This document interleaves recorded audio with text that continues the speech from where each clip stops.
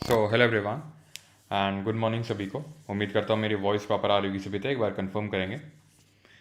And आज हम लोग का लेक्चर नंबर 6 रहने वाला है। एंड आज से एक तरह का हम नया सेगमेंट स्टार्ट करने वाले हैं। मतलब अपने आप में बिल्कुल ही नया नहीं है, क्योंकि सारे टॉपिक्स ऑलमोस्ट हमारे कहीं ना कहीं इंटरलिंक्ड ही रहेंगे। तो जो आज के लेक्चर में हम पढ़ेंगे तो वो इंटरलिंक्ड ही है, जो अभी तक हमने पिछले वीक में पढ़ा है। ठीक है, अभी तक I can say solar system ही एक चैप्टर था जो कुछ बहुत ज़्यादा उसमें इंटर रिलेशन नहीं था, अगर हम देखें तो। जो पहला हमारा टॉपिक था सोलर सिस्टम, लेकिन उसके बाद के जितने भी हमारे टॉपिक्स रहे हैं वो सब आपस में इंटर रिलेटेड ही रहे। एंड आज का भी जो टॉपिक है जियोमॉर्फिक प्रोसेस, ये भी पिछले लेक्चर से इंटीग्रेटेड है काफ़ी हद तक। और आगे का जो लेक्चर आने वाला है दैट इज़ कल, लैंडफॉर्म, वो आपको समझ नहीं आएगा किसी भी हाल में अगर आपको ये समझ नहीं आया कि what are geomorphic process. Right, तो स्टार्ट किया जाए, सारी चीज़ें प्रॉपर हों तो फिर। गुड मॉर्निंग सभी को। एंड ये बताइए, कल के टेस्ट में आप लोगों ने कैसा परफॉर्म किया? रिवीजन वगैरह सभी लोगों ने आई होप तो कर ही लिया होगा। और बाकी कल आप लोगों का टेस्ट था, वो टेस्ट इसीलिए ऑर्गेनाइज़ किया गया था सो दैट कि आप रिवीजन कर लें इसी बहाने, और आप खुद को टेस्ट कर पाएँ कि आपने जो चीज़ें पढ़ी हैं वो कितने ढंग से पढ़ी हैं आपने। हाँ जी, ठीक है। तो पिछले वाले बैच में मैंने क्या किया था? अच्छा, ये फ्रीज़ है क्या ये स्क्रीन? ओके, एक सेकेंड। आई थिंक ये फ्रीज़ हो गई है स्क्रीन। रुक जाओ। पता नहीं इसमें क्या प्रॉब्लम होती है, स्क्रीन फ्रीज़ हो जाती है। चलो, तो हाँ जी, डबल साउंड ऑडियो सही नहीं है,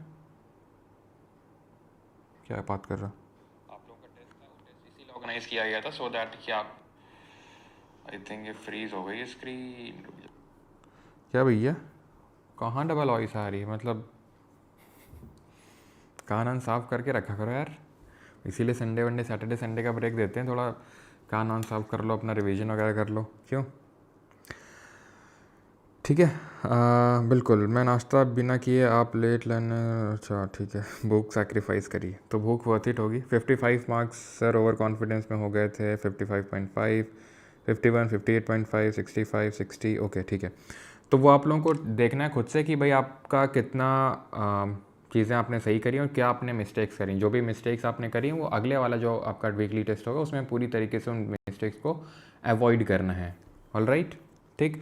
तो मैं ये बोल रहा था कि पिछले वाले बैच में मैंने ये दोनों जो आपका जियोमॉर्फिक प्रोसेस है और लैंड फॉर्म है वो साथ में करवाया था, ठीक।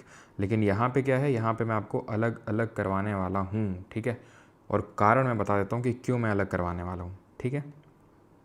कारण अलग करवाने का ये है कि पहली बात तो इस बार जो नया पैटर्न रहा है तो उसमें इस टॉपिक को काफ़ी तवज्जो दी गई है। जियोमॉर्फिक प्रोसेस एंड लैंडफॉर्म जो आपस में काफ़ी हद तक इंटरकनेक्टेड है, तो थोड़ा सा हमें हल्का सा डेप्थ में पढ़ना पड़ेगा। और दूसरा कारण ये भी है कि फिर लेक्चर बड़ा हो जाता है तो फिर आप लोगों की कंसिस्टेंसी ब्रेक हो जाती है, क्योंकि फिर जैसे मान लो आज पहला दिन है और पहले दिन ही लेक्चर बड़ा हो जाए तो फिर काफ़ी लोग कवर नहीं कर पाएंगे, क्योंकि बाकी सब्जेक्ट्स भी होते हैं। तो कंसिस्टेंसी ब्रेक ना हो इसलिए भी, सो दैट आप लोग डेली अगर आपने ये लिया है प्रण कि लाइव क्लास में डेली अटेंड करना है, लाइव करते ही चलना है उसको, कोई बैकलॉग नहीं रखना है, तो फिर बैकलॉग ना बने। क्योंकि फिर अगर मैं इसको जो 2.5 घंटे का लेक्चर रख दूंगा तो फिर आपके लिए बैकलॉग कहीं ना कहीं बन जाएगा। अब वो अगर थर्सडे फ्राइडे को ऐसा बड़ा लेक्चर हो जाता है तो कोई प्रॉब्लम नहीं होती, बिकॉज आप उसको सैटरडे संडे को कवर कर सकते हो, है ना। तो स्टार्ट करते हैं जियोमॉर्फिक प्रोसेसेस। ओके, जो भी आपके डाउट्स हैं मैं सब कवर करके चलूँगा, लेकिन अभी यहाँ पे फोकस कर लें, ठीक है। चलिए, तो जियोमॉर्फिक प्रोसेस यानी कि हिंदी में अगर हम बात करें तो भू आकृतिक प्रक्रियाएं। साफ साफ समझ में आ रहा, भू आकृतिक प्रक्रियाएं यानी कि भू जमीन आकृति यानी कि उसका जो शेप है वो जो बना रहा है, यानी कि लैंड में डिफरेंट तरीके के जो शेप्स बन रहे हैं, लैंडफॉर्म बन रहे हैं, वो किस तरीके से बन रहे हैं उनको हम बोलते हैं जियोमॉर्फिक प्रोसेस। वो जिस प्रोसेस से बन रहे हैं उनको हम बोलते हैं geomorphic process. Alright, so geomorphology is a description and classification of earth's topographic features। अर्थ के टोपोग्राफिक का मतलब ये है पृथ्वी की स्थल आकृति, पृथ्वी के ऊपर। अभी तक जो देख रहे थे वो सब जियोलॉजी था, अर्थ के इंटीरियर में जा रहे थे। जिसके फादर किनको बोल रहे थे जल्दी से कमेंट करके बताइए, जिनका नाम जे से स्टार्ट होता है। जियोमॉर्फोलॉजी की जब हम बात करते हैं तो पृथ्वी के ऊपर जो डिफरेंट तरीके की जो आकृतियां बनती हैं, चीज़ें बनती हैं, उसको हम पढ़ते हैं जियोमॉर्फोलॉजी में। तो जियोलॉजी और जियोमॉर्फोलॉजी में ये अंतर होता है। जेम्स हटन वहाँ के फादर थे और यहाँ पे विलियम मॉरिस डेविस फादर हैं। जियोमॉर्फिक प्रोसेस को हम दो पार्ट में डिवाइड करते हैं। दो तरह के फोर्सेस होते हैं जिनसे कि हमारे डिफरेंट तरह के जियोमॉर्फोलॉजिकल प्रोसेस डिराइव होते हैं। समझ में आई? यानी कि जो भी चीज़ें हमारी स्थल आकृति बन रही है पृथ्वी के ऊपर, वो दो तरह के बल हैं उनसे बनती है, अंतर्जात और बहिर्जात, एंडोजेनिक, एक्सोजेनिक। अब इन दोनों में एंडोजेनिक और एक्सोजेनिक में अगर मैं बात करूं तो एंडोजेनिक का नाम से ही समझ में आ रहा है, एंडो मतलब अंदर, दैट इज इंटरनल प्रोसेस से डील कर रहा है, और एक्सोजेनिक या फिर एक्सोजेनेटिक भी बोल देते हैं, जो कि बाहर के प्रोसेस से डील कर रहा है। अब ये जो एंडोजेनिक है यानी अंतर्जात है, ये हम सब कुछ पढ़ के आ रहे हैं। अभी जो पिछले 2-3 लेक्चर में हम कहानी कर रहे थे, कहानी सुन रहे थे, वो सारी चीज़ें एंडोजेनिक प्रोसेस से ही रिलेटेड हैं। कैसे? देखिए, एंडोजेनिक का मतलब है अंदर। तो जो भी हम प्लेट का मूवमेंट पढ़ रहे थे, जो भी हम वोल्केनिज्म पढ़ रहे थे, सब कुछ तो अंदर ही हो रहा था ना, पृथ्वी के अंदर ही तो हो रहा था। प्लेट मूव कर रही थी, या फिर अंदर से अगर मैग्मा या लावा बाहर निकल रहा था, तो वो सारी चीज़ें पृथ्वी के अंदर में ही हो रही थी। तो वो सारी चीज़ें हम पहले ही पढ़ चुके हैं। बस एक बार इनको हम थोड़ा सा क्लासीफाई कर लेते हैं और उसके बाद हम आते हैं एक्सोजेनिक पे, बिकॉज आज का जो लेक्चर होगा वो एक्सोजेनिक यानी बहिर्जात बलों पे पूरा बेस्ड रहेगा, कि कौन कौन से फोर्सेज होते हैं और किस किस तरह की आकृतियां बनती हैं, वो तो हम कल देखेंगे। ठीक है, लेकिन कौन क्या होता है, वेदरिंग क्या होता है, इरोजन क्या होता है, मास मूवमेंट क्या होता है, flow, mud flow, solifluction, creep, slump, ये सारी चीज़ें आज के इस लेक्चर में हम लोग देखने वाले हैं। ऑलराइट, तो पहले हम एंडोजेनिक फोर्सेस को थोड़ा सा बस 5 मिनट के अंदर इसको रैपअप करते हैं कि एंडोजेनिक का मतलब है इंटरनल जियोमॉर्फिक प्रोसेस, यानी कि अंतर्जनिक प्रक्रियाएं एक आंतरिक भू आकृतिक प्रक्रिया है, सिंपल, जो पृथ्वी के अंदर ही जो energy, endogenic forces get their energy from within the earth. अब मैं आपसे एक क्वेश्चन पूछता हूँ, यहाँ पे लाइन लिखी हुई है, अंतर्जनित बलों को अपनी ऊर्जा पृथ्वी के भीतर से मिलती है। अब बताइए आपकी कहाँ से मिलती है? अगर आप ये नहीं बता पा रहे, मतलब आपको अभी ये लेक्चर रोकना चाहिए और पिछले जाके रिवाइज करना चाहिए। अगर आपको ये नहीं आ रहा है कि ये अंतर्जात बलों की एनर्जी इनको कहाँ से मिल रही है, मैं बता रहा हूँ, यहीं लेक्चर को रोकिए, छोड़िए और पुराने पहले रिवाइज करिए, तब आगे आइए, क्योंकि ये हमने पिछले 2-3 लेक्चर से सिर्फ यही डिस्कस कर रहे हैं कि अंतर्जात जो बल हैं, कहाँ से एनर्जी मिल रही है। अंतर्जात बलों से होता क्या, प्लेटें मूव करती हैं, कहाँ से एनर्जी आती है, जो आपका ये अपर मैंटल में जो मौजूद है एस्थेनोस्फीयर, जो एस्थेनोस्फीयर है जिसको हम बोलते हैं दुर्बल मंडल, इस दुर्बल मंडल में क्या होता है, कन्वेक्शन करंट डेवलप होते हैं, कन्वेक्शन करंट डेवलप होते हैं अपर मैंटल में, not in the upper solid part of mantle. Upper mantle का जो सॉलिड के जस्ट नीचे, क्योंकि ये हमने पढ़ा है कि ये पूरा क्रस्ट है और upper solid part of mantle plus crust, इन दोनों को हम मिला के लिथोस्फीयर यानी कि स्थल मंडल बोलते हैं। इसके जस्ट नीचे पे क्या है, एस्थेनोस्फीयर है, और एस्थेनोस्फीयर में ही कन्वेक्शन करंट इस तरीके से डेवलप होते हैं, जिसकी वजह से प्लेट मूव करती हैं। और इस कन्वेक्शन करंट थ्योरी दी किसने थी, जरा बताइए। और ये कन्वेक्शन करंट क्यों डेवलप होते हैं, तो इसके भी ये 2 कारण थे। मैंने आपको, एक तो कारण था हमारा पहला प्रीमॉर्डियल हीट, प्रीमॉर्डियल हीट का मतलब है जिसको हम रेजिडुअल हीट भी बोलते हैं, यानी कि अर्थ के इंटीरियर में जो पहले से ही हीट मौजूद है, ड्यूरिंग इट्स फॉर्मेशन जो हीट बनी थी, वो है प्रीमॉर्डियल रेजिडुअल हीट या फिर अवशिष्ट ऊष्मा जिसको हम बोलते हैं। और दूसरा है रेडियोधर्मी क्षय, जो रेडियो एक्टिव डिके हो रहा था, रेडियोधर्मी जो क्षय हो रहा था उससे। अब रेडियो एक्टिविटी के भी हमने सब कुछ देख के आए, तो यहाँ से उसको एनर्जी मिल रही है। ऑलराइट, और ये थ्योरी, ये सब दिया किसने था, तो ये दिया था आर्थर होम्स ने। आई होप ये सब आपको एकदम मुँह जवानी अभी रटा होगा। ठीक है, 1930 में इन्होंने दिया था। So all relief features on earth are due to endogenic and exogenic. ठीक है, अभी देखा है कि जितनी भी भू आकृतियाँ बन रही, जियोमॉर्फिक प्रोसेस हो रहे हैं, उनको हम 2 पार्ट में डिवाइड करते हैं, एंडो और एक्सो। अब ऐसा नहीं है कि जो भू में आकृतियाँ जैसे पहाड़ है, पठार है, गड्ढे हैं, तो ये सब भू आकृतियाँ हैं जो एंडो एक्सोजेनिक से बन रही होंगी। समझिएगा इस चीज़ को। लेकिन ऐसा नहीं है कि जैसे पहाड़ हैं, जैसे मैं अगर आपको बात करूं तो एंडो से चीज़ें बनती हैं, एंडोजेनिक फोर्सेस से चीज़ें बनती हैं और एक्सोजेनिक से चीज़ें बिगड़ती हैं। या फिर टूटती हैं या उनका क्षय होता है। एंडोजेनिक से चीज़ें बनती है, एक्सोजेनिक से चीज़ें बिगड़ती हैं। जैसे माउंटेन्स बन रहे हैं, ठीक है, अब माउंटेन्स अगर बन रहे हैं, अगर कोई भी चीज़ बन रही है तो वो चीज़, उसका क्षय भी होगा, उसका अपर्दन भी होगा, वो कैसे होगा, वो एक्सोजेनिक फोर्सेस से होगा। अब किसी भी चीज़ में, चाहे वो कोई भी भू आकृति हो, उसमें एंडो और एक्सो दोनों लग रहे होते हैं, ठीक है, एंडो और एक्सो दोनों लग रहे होते हैं। एक्सो तो लग रहा होता है। जैसे अब कोई भी चीज़ होती है, जैसे हिमालय और अरावली को हम कंपेयर करें, ठीक है, अभी तो हमने हिमालय और अरावली ऐसा पढ़ा नहीं है, वो इंडियन ज्योग्राफी में पढ़ेंगे, लेकिन मैं आपको बताता हूँ हिमालय और अरावली दोनों हमारे माउंटेन्स हैं। हिमालय यहाँ पर मौजूद है नदर्न साइड में, तो वहीं अरावलीज की अगर हम बात करें तो नॉर्थ वेस्टर्न साइड में मौजूद है, ठीक है। अब हिमालय और अरावली में दोनों में एंडो और एक्सो दोनों लग रहा है। बस अंतर क्या है, डिफरेंस क्या है कि हिमालय की जो हाइट है वो बहुत बहुत बहुत बहुत ज़्यादा है और आज भी वो बढ़ रही है एज़ कम्पेयर टू अरावली, जिसकी हाइट घट रही है।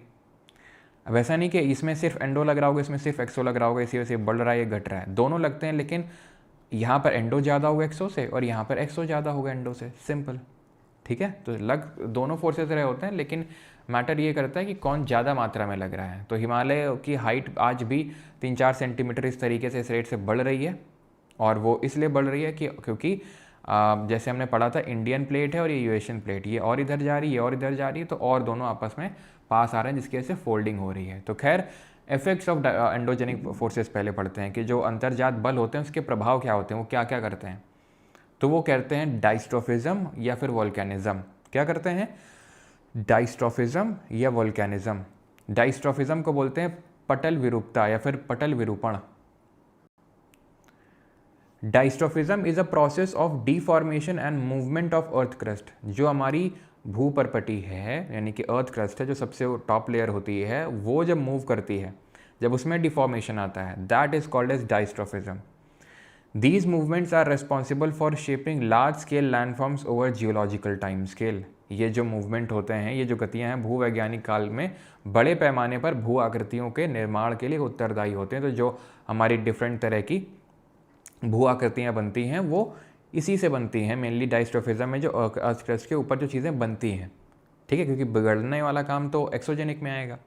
वोल्केनिज्म, ज्वालामुखी, अभी हम पिछले लेक्चर में पढ़ के आ रहे हैं, they are commonly described as opening or vents where lava or magma इरप्ट्स। तो एंडोजेनिक प्रोसेस दो तरह के होते हैं। एक तो पहला हो गया आपका जिसमें कि क्रस्ट का डिफॉर्मेशन हो रहा है, मूवमेंट हो रहा है अपर लेयर ऑफ अर्थ का, और अंदर से अगर मैग्मा निकल रहा है तो वोल्केनिज्म। अब ये जो डाइस्ट्रोफिज्म है, पटल विरूपता है, इसको हम 4 भागों में विभाजित करते हैं, ओरोजेनिक, एपिरोजेनिक, अर्थक्वेक और प्लेट टेक्टोनिक्स, ठीक है। अभी आराम से समझ लेंगे, ऐसा कोई लोड लेने की बात नहीं है। पहले आप ये बताओ कि यहाँ तक किसी कोई डाउट तो नहीं है, एनीवन, किसी को यहाँ तक कोई डाउट हो तो? वीडियो पॉज हो रहा है और किसी का तो नहीं हो रहा है।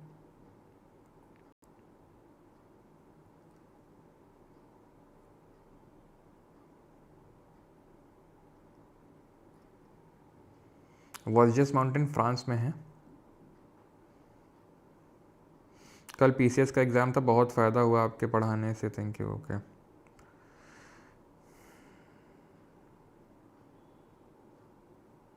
देखो Manish Yadav, hi Rishika and hi Parmar sir, बहुत सही बेटा, एक ही मैसेज में 2 लोगों को हाय बोल रहा है, ठीक है। डाइस्ट्रोफिज्म पे आते हैं, orogenic, epeirogenic, earthquake end plate tectonics. अब ओरोजेनिक क्या होते हैं और एपिरोजेनिक क्या होते हैं, पहले ये समझो, क्योंकि अर्थक्वेक और प्लेट टेक्टोनिक्स तो आपको पहले से ही पता है ना। भूकंप के बारे में बताने की तो ज़रूरत नहीं। It involve the shaking of earth along a fault line. क्या होती है, एनर्जी रिलीज़ होती है, जहाँ से एनर्जी रिलीज़ होती है उस पॉइंट को क्या बोलते हैं, वो पॉइंट जो अर्थ सरफेस में इसके जस्ट ऊपर सबसे नज़दीक, उसको क्या बोलते हैं, जल्दी से बताइए। तो ये क्या, हाइपोसेंटर या फिर फोकस, ये क्या है, उसका एपीसेंटर है, ठीक है। And all natural earthquake occur in the dash, जल्दी से बताइए, ऑल नेचुरल अर्थक्वेक अकर इन लिथोस्फीयर, यानी कि जितने भी प्राकृतिक भूकंप हैं वो स्थल मंडल में आते हैं, क्योंकि अर्थक्वेक जो है मैन मेड भी हो सकते हैं। लाइक एग्जांपल के तौर पे हमने कोयना, वो जो अर्थक्वेक देखा था, कोयना रिजर्वायर वाला जो अर्थक्वेक था, अर्थक्वेक डिफरेंट टाइप के हमने देखे थे, अगर आपको याद हो, कोलैप्स अर्थक्वेक, टेक्टोनिक अर्थक्वेक, है ना, और इस तरह का रिजर्वायर इंड्यूस्ड अर्थक्वेक। तो खैर, तो अर्थक्वेक हमें सब पता है, उसकी वेव्स वगैरह सब क्या होता है, body wave, surface wave, body waves में भी पी वेव, एस वेव, सब याद है ना आपको, पी वेव, एस वेव क्या होती हैं। देन इंटेंसिटी किससे मेजर करते हैं, मैग्नीट्यूड किससे मेजर करते हैं, एम से मैग्नीट्यूड, लेकिन यहाँ पर आएगा मर्कैली स्केल। इंटेंसिटी मेजर करने के लिए, और इससे मैग्नीट्यूड मेजर होता है रिक्टर स्केल से। ये लिमिटलेस स्केल है, बट 0 से 10 तक का इसमें यूजुअली मैग्नीट्यूड रहता है। ये 1 से 12 तक का है, ठीक है, इसका लिमिट 1 to 12। तो ये सारी चीज़ें हम पहले पढ़ चुके हैं। और प्लेट टेक्टोनिक्स में भी कुछ नहीं, वही जो हमने 3 तरह की प्लेट मूवमेंट पढ़े थे, एक तो कन्वर्जेंट, डाइवर्जेंट यानी कि पास आ रही हैं, दूर जा रही हैं, और ट्रांसफॉर्म है, तो वो प्लेट टेक्टोनिक्स है, ठीक। ओरोजेनिक और अपीरोजेनिक क्या है? ओरो इज़ अ रूट वर्ड। अब ये ओरो आप ये मत समझना बस यही है, आगे इंडियन ज्योग्राफी मानसून में जब पढ़ाऊंगा ना, तो मानसून में भी ओरोजेनिक ये वर्ड आएगा। ओरोजेनिक एक तरह की रेनफॉल भी होती है, पता है आपको? ओरोजेनिक बोलो, ओरोग्राफिक एक तरह की रेनफॉल होती है, तो ओरो वर्ड आगे आएगा। ओरो का मतलब होता है माउंटेन, जेनिक का मतलब होता है जेनेसिस, किसी चीज़ का बनना। तो माउंटेन का बनने के प्रोसेस को बोलते हैं ओरोजेनिक प्रोसेस। ओरो का मतलब माउंटेन, जेनिक का मतलब फॉर्मेशन। ओके, ठीक है। तो माउंटेन जिस प्रोसेस से बनते हैं उसको ओरोजेनिक बोलते हैं। एपीरोजेनिक, जेनिक का मतलब समझ गए, एपीरो का मतलब क्रस्ट, जिससे क्रस्ट बनती है। अब ध्यान से समझना है इसको। तो ये तो हो गया इन जनरल माउंटेन। जैसे फॉर एग्जांपल हमारी ये इंडियन प्लेट है, यूएशियन प्लेट है, दोनों का कन्वर्जेंस हुआ तो फोल्डिंग हुई। फोल्डिंग अब किस तरीके से हुई होगी, यहाँ पे देखो। ओरोजेनिक में आप देख सकते हो कंप्रेशन होता है, ठीक है, इस तरीके से कंप्रेशन हुआ और ये इस तरीके से पूरा पहाड़ बन गया, उठ गया। जैसे मैंने आपको बताया था, पेपर लो, पेपर को दोनों साइड से पुश करो तो पेपर इस तरीके से पूरा उठ जाएगा। एपीरोजेनिक में क्या होता है, एपीरोजेनिक से माउंटेन नहीं बनता है, सिर्फ आपका अर्थ क्रस्ट का जो पार्ट है वो उठ जाता है या फिर नीचे चला जाता है, उसको बोलते हैं एपीरोजेनिक। अपलिफ्ट होगा या सब्सिडेंस होगा, यानी कि अगर हम देखें तो ओरोजेनिक में कैसा मूवमेंट हो रहा है, हॉरिजॉन्टल मूवमेंट हो रहा है, और यहाँ पे कैसा मूवमेंट हो रहा है, वर्टिकल मूवमेंट हो रहा है। ये एक बहुत ही लार्ज लैंड मास में होता है एपीरोजेनिक। ये थोड़ा सा ओरोजेनिक जो है थोड़े से उतने लार्ज एक्सटेंट में नहीं होता, उतने बड़े पार्ट में नहीं होता है। ये थोड़ा सा स्लो होता है इसके कंपैरिजन में, किसके, ओरो के कंपैरिजन में, यानी ओरो इसके कंपैरिजन में फास्ट होता है। वैसे ये भी कोई ऐसा नहीं कि तुरंत कुछ 15-20 साल, मिलियंस ऑफ ईयर्स लगते हैं, लेकिन इसको एपीरोजेनिक को और बहुत ज़्यादा साल लगते हैं। जैसे अगर मैं आपको एग्जांपल दूं तो ओरोजेनिक से बने हैं हमारे हिमालयास, ठीक, ओरो यानी कि माउंटेन। और जैसे कि अगर मैं बात करूं अपने पेनिनसुलर प्लेट्यू का, प्रायद्वीपीय पठार, अब सर ये क्या होता है, तो इसीलिए ना मैं ज़्यादा यहाँ पर बताता नहीं हूँ, लेकिन बस एग्जांपल क्योंकि कोट करना था इसलिए बस बता रहा हूँ, ठीक है। अब काफ़ी लोग हो सकता है यहाँ पर ये डाउट क्रिएट हो जाए कि सर एपीरोजेनिक जो है ये लगता है ब्लॉक माउंटेन है क्या, इसी से ब्लॉक माउंटेन बनता है क्या? नहीं भैया, माउंटेन बनता ही नहीं एपीरोजेनिक से। एपीरो का मतलब होता है उठ जाना। अब इसके पीछे की साइंस हमें नहीं जाननी है, ठीक है, ना ही आपके एनसीईआरटी वगैरह में देखने को मिलेगी, वो थोड़े से हायर लेवल पे जब जाते हो, और वो भी यूपीएससी में जब आपका ज्योग्राफी मेंस ऑप्शनल होता है, ठीक है, ज्योग्राफी ऑप्शनल होता है, देन आपको ये पढ़ना होता है कि भाई यहाँ पर एक आइसोस्टेसी का कॉन्सेप्ट लगता है, ठीक है। आइसोस्टेटिक मूवमेंट की वजह से एपीरोजेनिक मूवमेंट होता है, लेकिन जैसे ना आपको होता है उतना डीप में नहीं जाना, और बाकी तो आइसोस्टेसी थोड़ा बहुत मैंने आपको पहले भी बताया था, ठीक है। तो बस इतना समझ लो कि एपीरो में वर्टिकल मूवमेंट होता है, ज़्यादातर वर्टिकली होता है, जिसकी वजह से चीज़ें उठेंगी या धंसेंगी। अब वही है कि जैसे पेनिनसुलर प्लेट्यू है, पेनिनसुलर प्लेट्यू क्या है, ये है भारत का प्रायद्वीपीय पठार, ये उठा हुआ भाग है। ये क्या है, ये गिरा हुआ भाग है, ये वेस्टर्न घाट, ये गिरा हुआ भाग है। तो गिरा पता है कैसे है, वो उसको एपीरोजेनिक मूवमेंट ही बोलते हैं, जो पश्चिमी घाट है। लेकिन अभी क्या है क्या नहीं है वो इंडियन ज्योग्राफी में पढ़ेंगे, लेकिन इसीलिए अभी मैंने आपको बता दिया। तब वहाँ पर जब मैं आपको बताऊँगा ये चीज़ें कि ये सबसाइडेड है, वेस्टर्न घाट नीचे की ओर धंसा हुआ है, तो फिर मैं वहाँ पर अगर आपको बोलूँगा एपीरोजेनिक, तो आपको ऐसा नया नया ना लगे कि एपीरोजेनिक क्या होता है, ठीक है। तो चीज़ समझ में आ गई। ओरो से माउंटेन बन रहा है जो जनरली हॉरिजॉन्टल होता है, और एपीरो से या तो अपलिफ्टमेंट या सबसिस्टेंस हो रहा है अर्थ की क्रस्ट का, माउंटेन नहीं बन रहा है इससे, ठीक है। क्लियर हो गया, खत्म हो गया आपका एंडोजेनिक। आई होप यहाँ तक क्लियर होगा, किसी कोई डाउट नहीं होगा। मैं समराइज़ कर देता हूँ कि भाई हमारे जितने भी जियोमॉर्फिक प्रोसेसेस हैं, भूआकृतिक प्रक्रियाएं हैं, वो दो तरह के फोर्सेस से बनती हैं, दो तरह की बल लगते हैं, एंडोजेनिक और एक्सोजेनिक, अंतर्जात और बहिर्जात। अंतर्जात में हमने पढ़ा डाइस्ट्रोफिज्म और वोल्केनिज्म। डाइस्ट्रोफिज्म 4 तरह का पढ़ा, ओरोजेनिक, एपीरोजेनिक, प्लेट टेक्टोनिक्स और अर्थक्वेक, ठीक है। और अब हम आ रहे हैं एक्सोजेनिक में। ये जो मेन हमारा लेक्चर है वो एक्सोजेनिक पे ही फोकस्ड है, क्योंकि ये सारी चीज़ें जैसे ओरोजेनिक एपीरोजेनिक तो नहीं पढ़ा था, लेकिन बाकी सारी चीज़ें तो हम पहले से पढ़ के आ रहे हैं। Do not forget this term diastrophism. Diastrophism is a general term for the building of things. जो चीज़ें बन रही हैं उनके लिए जनरल टर्म यूज़ कर देते हैं डाइस्ट्रोफिज्म, ठीक है। क्लियर है, डाइस्ट्रोफिज्म एक जनरल टर्म है। सर पीसीएस भी पढ़ाते हो आप? भाई हम सब पढ़ाते हैं, पहले तो बस तुम पढ़ लो अच्छे से। अब कल लोग यूपी पीसीएस दे के आए हैं। अब मुझे तो कल ज़्यादा टाइम नहीं मिला था, ठीक है, क्योंकि सफ़र वाले उसमें भी कल लाइव वाइव लेना था। तो लेकिन अभी मैं देखूँगा, और अगर जो अभी पढ़ा है 1 हफ्ते में, ठीक है, उस टॉपिक से अगर क्वेश्चन आया होगा, मजा ले जो बाहर चला जाए, इसकी मैं गारंटी दे सकता हूँ। ठीक है, अब मैं ये नहीं क्लेम करूँगा कि नहीं पीसीएस में ये वो, ठीक है, वो आप खुद से देखो। लेकिन अगर मैं कोई टॉपिक पढ़ा रहा हूँ तो इतना मैं आपको लेवल का पढ़ा दूंगा कि आप एसएससी और जो बाकी ग्रुप बी लेवल एग्ज़ाम है सब तो निकलेंगे, बाकी पीसीएस वगैरह आप देख सकते हो। मैं कोई क्लेम नहीं ठोकूंगा यहाँ पे, लेकिन अगेन यू कैन सी। खैर, तो एक्सोजेनिक प्रोसेस पे आते हैं, बहिर्जात जो प्रक्रियाएं होती हैं उस पे आते हैं। ठीक है, अंतर्जात हम समझ गए, अब बहिर्जात पे। सिंपल, बाहर वाली जो फोर्सेज लग रही हैं उनको बहिर्जात बोलेंगे। It is a geological process that अगर in the earth surface due to external forces. जो बाहरी बलों की वजह से जियोलॉजिकल प्रोसेस में अर्थ सरफेस में जो चेंज हो उसको हम एक्सोजेनिक में रखते हैं।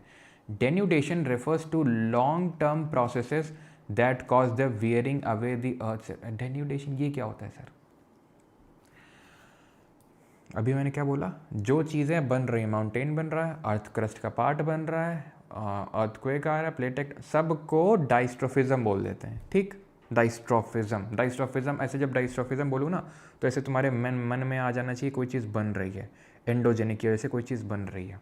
ठीक है, और इन सब के लिए एक जनरल टर्म यूज़ करते हैं जितने भी एक्सोजेनिक प्रोसेस होते हैं, डेन्यूडेशन, अनाच्छादन, डेन्यूडेशन, और we can say gradation. Gradation का मतलब होता है किसी चीज़ का डिग्रेडेशन होना और किसी चीज़ का टूटना फूटना, उसको ग्रेडेशन या डेन्यूडेशन बोलते हैं। ठीक है, तो अनाच्छादन से तात्पर्य दीर्घकालिक प्रक्रियाओं से है। Long term process that cause the wearing away of the earth surface leading to a reduction in elevation and relief of landforms and landscape. Wearing away का मतलब क्या है? पृथ्वी की सतह को नष्ट कर देती हैं, जिससे परिणाम स्वरूप भू आकृतियाँ और भूदृश्यों की ऊंचाई और उच्चाव में कमी आती है। तो चीज़ें बन रही थी किसकी वजह से? एंडोजेनिक। चीज़ें बिगड़ रही हैं किसकी वजह से? एक्सोजेनिक। जैसे कि अभी मैंने आपको एग्जाम्पल दिया हिमालय और अरावली का, तो आज हम अरावली को रेजिडुअल माउंटेन भी बोल देते हैं। सिर्फ इसीलिए बोल देते हैं क्योंकि एक टाइम ऐसा था कि हिमालय से भी ऊंचे हुआ करते थे अरावलीज, लेकिन आज सिर्फ इनका अवशिष्ट बचा हुआ है, रेजिड्यू बचा हुआ है। हिमालय के सामने तो आज ये कुछ भी नहीं है, ये आज हिमालय के सामने तो, ठीक है, हिमालय के सामने तो कुछ भी नहीं। इवन आप ये समझ लो कि जो दिल्ली तक में है अरावलीज, दिल्ली की जो रायसीना हिल्स हैं वो अरावलीज पे ही स्थित हैं। अब समझ लो कितनी ऊंचाई होगी इसकी। तो क्यों? क्योंकि इसमें एक्सोजेनिक इतना लगा कि उसने वियर एंड टियर कर दिया किसका? इस अरावली का। सोर्स ऑफ एनर्जी एंडोजेनिक का क्या था? अंदर से जो हमारा कन्वेक्शन करंट डेवलप हो रहा था in the upper mantle in the asthenosphere वाला पार्ट, वो सोर्स ऑफ एनर्जी था। और एक्सोजेनिक में अगर बात करेंगे, source of energy for all the exogenic forces is sun, सूरज। एक्सोजेनिक एजेंट हैं क्या? एक्सोजेनिक एजेंट हैं विंड, ग्लेशियर, वाटर। तो इन सब को, हवा जो चल रही है ना, वो सूरज की वजह से ही चल रही है। जी हाँ, जब हम पढ़ेंगे, ठीक है, आगे ये टॉपिक आएगा हमारा क्लाइमेटोलॉजी, बस ये जैसे आज है, और अगला लेक्चर और होगा, मतलब कल होगा लैंडफॉर्म वाला, कि भाई विंड के वजह से कौन सा लैंडफॉर्म बनता है, ग्लेशियर की वजह से कौन सा बनता है, ग्राउंड वाटर की वजह से कौन सा बनता है, रनिंग वाटर की वजह से कौन सा बनता है, जो वेव्स होती हैं सी वेव्स, उनकी वजह से कौन सा बनता है। तो हम कर लेंगे, उसके बाद क्लाइमेटोलॉजी शुरू करेंगे, तब आपको पता चलेगा कि हवाएं क्यों चलती हैं, कैसे बनती हैं हवाएं। ठीक है, तो विंड का फॉर्मेशन किस तरीके से होता है। तो एक्चुअल में जब डिफरेंशियल हीटिंग होती है, कहीं ज़्यादा हीटिंग कहीं कम, तो प्रेशर डिफरेंस होता है, उसके से हवा चलती है। तो वो हम आगे देखेंगे। तो कहीं ना कहीं हर एक एक्सोजेनिक प्रोसेस का जो मेन सोर्स ऑफ एनर्जी है वो सूरज ही है, वो सन ही है। वाटर भी बन रहा है, ग्लेशियर, सब कहीं ना कहीं सन का लेना देना है। खैर, डेन्यूडेशन प्रोसेस हम 3 तरह के पढ़ेंगे। एक होगा वेदरिंग, एक होगा मास मूवमेंट, और एक होगा इरोजन। ठीक है, अपक्षय, द्रव्यमान संचलन, ठीक है, और कटाव और परिवहन। अपक्षय, द्रव्यमान संचलन और कटाव और परिवहन। ठीक, अब ये जो पूरा यहाँ चार्ट बना हुआ है, डिट्टो, जो कि आपके फैटमैन में बना होगा, डिट्टो इस बार के एसएससी स्टेनो एग्जाम में पूछा गया है। आंसर की अपलोडेड है पर हमारे एसएससी टेलीग्राम में, प्रूफ के तौर पे जाके देख भी सकते हैं। एग्जैक्टली यही चार्ट पूरा पूछा गया था, जहाँ पे ऊपर लिख दिया था ये प्रोसेस और नीचे लिख दिया था उसके पीछे की ड्राइविंग फोर्स या एनर्जी क्या है। सीधा चार्ट बना था। ठीक, लेकिन उससे पहले हम समझेंगे वेदरिंग क्या होती है। वेदरिंग होता है रॉक का टूटना, बस। अब रॉक हमने पिछले लेक्चर में बनाई थी, कैसे बनाई थी, कैसे बनाई थी? तो ये था हमारा क्या, वॉल्केनो, और यहाँ से क्या निकल रहा था अंदर से, मैग्मा। बाहर क्या हो रहा था, सॉलिडिफाई। क्या हो रहा था, सॉलिडिफाई। क्या बना, वो पहले तो लावा उसको बोलते हैं, और वो लावा सॉलिडिफाई होकर रॉक बन गई, इग्नियस रॉक बन गई, बनी थी। इग्नियस को प्राइमरी रॉक बोलते हैं ना, जो कि सीधा मैग्मा के सॉलिडिफिकेशन से बनती है, वो पहले इग्नियस ही बनती है। देन अगर उसका फॉर्म चेंज हो जाए पीवीटी चेंजेस से, तो उसका रिक्रिस्टलाइजेशन हो जाता है और मेटामॉर्फिक बन जाती है। अगर उसमें टूट जाए ड्यू टू डिफरेंट जो हमारे एक्सोजेनिक एजेंट होते हैं, वो टूट के उनका ट्रांसपोर्टेशन होगा, वो फिर कहीं पे जाके उनका लिथिफैक्शन हो जाएगा, वो क्या बन जाएगी, सेडिमेंट्री अवसादी चट्टान बन जाएगी, जो लेयर के फॉर्म में होती है, जिसमें फॉसिल देखने को मिलते हैं। तो चट्टान बन तो गई, अब जो चीज़ अगर बनी है वो टूटेगी भी, ये प्रकृति का नियम है। अगर कोई चीज़ बनी है तो वो टूटेगी भी, और उस टूटने को बोलते हैं वेदरिंग। डिटेल में अभी चर्चा करेंगे इसके बारे में, इसके क्या प्रकार होते हैं, बस थोड़ा सा पता तो होना चाहिए क्या है वेदरिंग। अब मास मूवमेंट क्या, द्रव्यमान संचलन। आपने देखा होगा कि कभी भूस्खलन हो जाता है एकदम से, कभी पहाड़ पूरा मतलब पहाड़ का बहुत बड़ा हिस्सा गिर जाता है एकदम से, या फिर हिमखलन होता है, मतलब बर्फ़ बहुत ज़्यादा गिर जाती है पहाड़ी जो आपके ये अगर आप हिमालय वगैरह में देखो, तो वो सब मास मूवमेंट में भी हम पढ़ेंगे। और इरोजन और कटाव का मतलब होता है, परिवहन का मतलब ये होता है कि कोई चीज़ का मूव करना, कोई चीज़ मूव कर रही है। वेदरिंग में कोई चीज़ मूव नहीं कर रही है। मास मूवमेंट में मूवमेंट हो रहा है, लेकिन वो किस वजह से हो रहा है, वो ग्रेविटी की वजह से हो रहा है भाई, ग्रेविटेशनल फोर्स की वजह से हो रहा है। एक काम क्यों ना करते हैं, ये चार्ट को तुम भूल जाओ कि तुमने ये चार्ट देखा भी था कभी ज़िंदगी में। वेदरिंग से शुरू करते हैं, वापस आएंगे इस चार्ट पे, तब तुम्हें ज़्यादा समझ में आएगा, ठीक है। वेदरिंग का मतलब होता है अपक्षय। क्या बताया अभी मैंने, टूटना चट्टान का, ठीक है, चट्टान का टूटना, चट्टान का टूटना। अब ध्यान से सुनना, जो चट्टान टूटेगी, जहाँ पे वो बैठी हुई है वहीं पे वो टूट जाएगी, इसलिए इसको इन सितु प्रोसेस बोलते हैं ज्योग्राफी में। और इसको यूज़ करूँगा मैं एनवायरमेंटल साइंस पढ़ाते वक्त। इन सितु का मतलब है जहाँ पे है वहीं पे। एक्स सितु का मतलब होता है किसी चीज़ का मूवमेंट हो जाना, ट्रांसपोर्टेशन हो जाना, किसी अपनी ओरिजिनल प्लेस से वो खिसक जाना, उसको एक्स सितु बोलते हैं। इन सितु का मतलब होता है जहाँ पे है वहीं पे वो टूट गई, दैट इज़ इन सितु। अब इसमें पता है कन्फ्यूज़न क्या होता है कि पानी ने तोड़ दिया होगा, इस नहीं नहीं नहीं, जैसे मैंने आपको बताया पानी वानी कुछ नहीं, पानी है, रोल है, सब कुछ है, लेकिन इन सितु प्रोसेस है, इसको मत भूलना कि जहाँ पे रॉक है वहीं पे वो टूट गई है। Weathering is the process of rocks and minerals breaking down और dissolving on the earth surface. Mineral से ही रॉक बनती है, तो ऑब्वियस ये बात है मिनरल का भी यहाँ पे लेना देना होगा। अब अपक्षय के प्रकार क्या होते हैं, टाइप्स क्या होती हैं वेदरिंग की? तो पहला तो है फिजिकल वेदरिंग, दूसरा है केमिकल वेदरिंग, और तीसरा है बायोलॉजिकल वेदरिंग।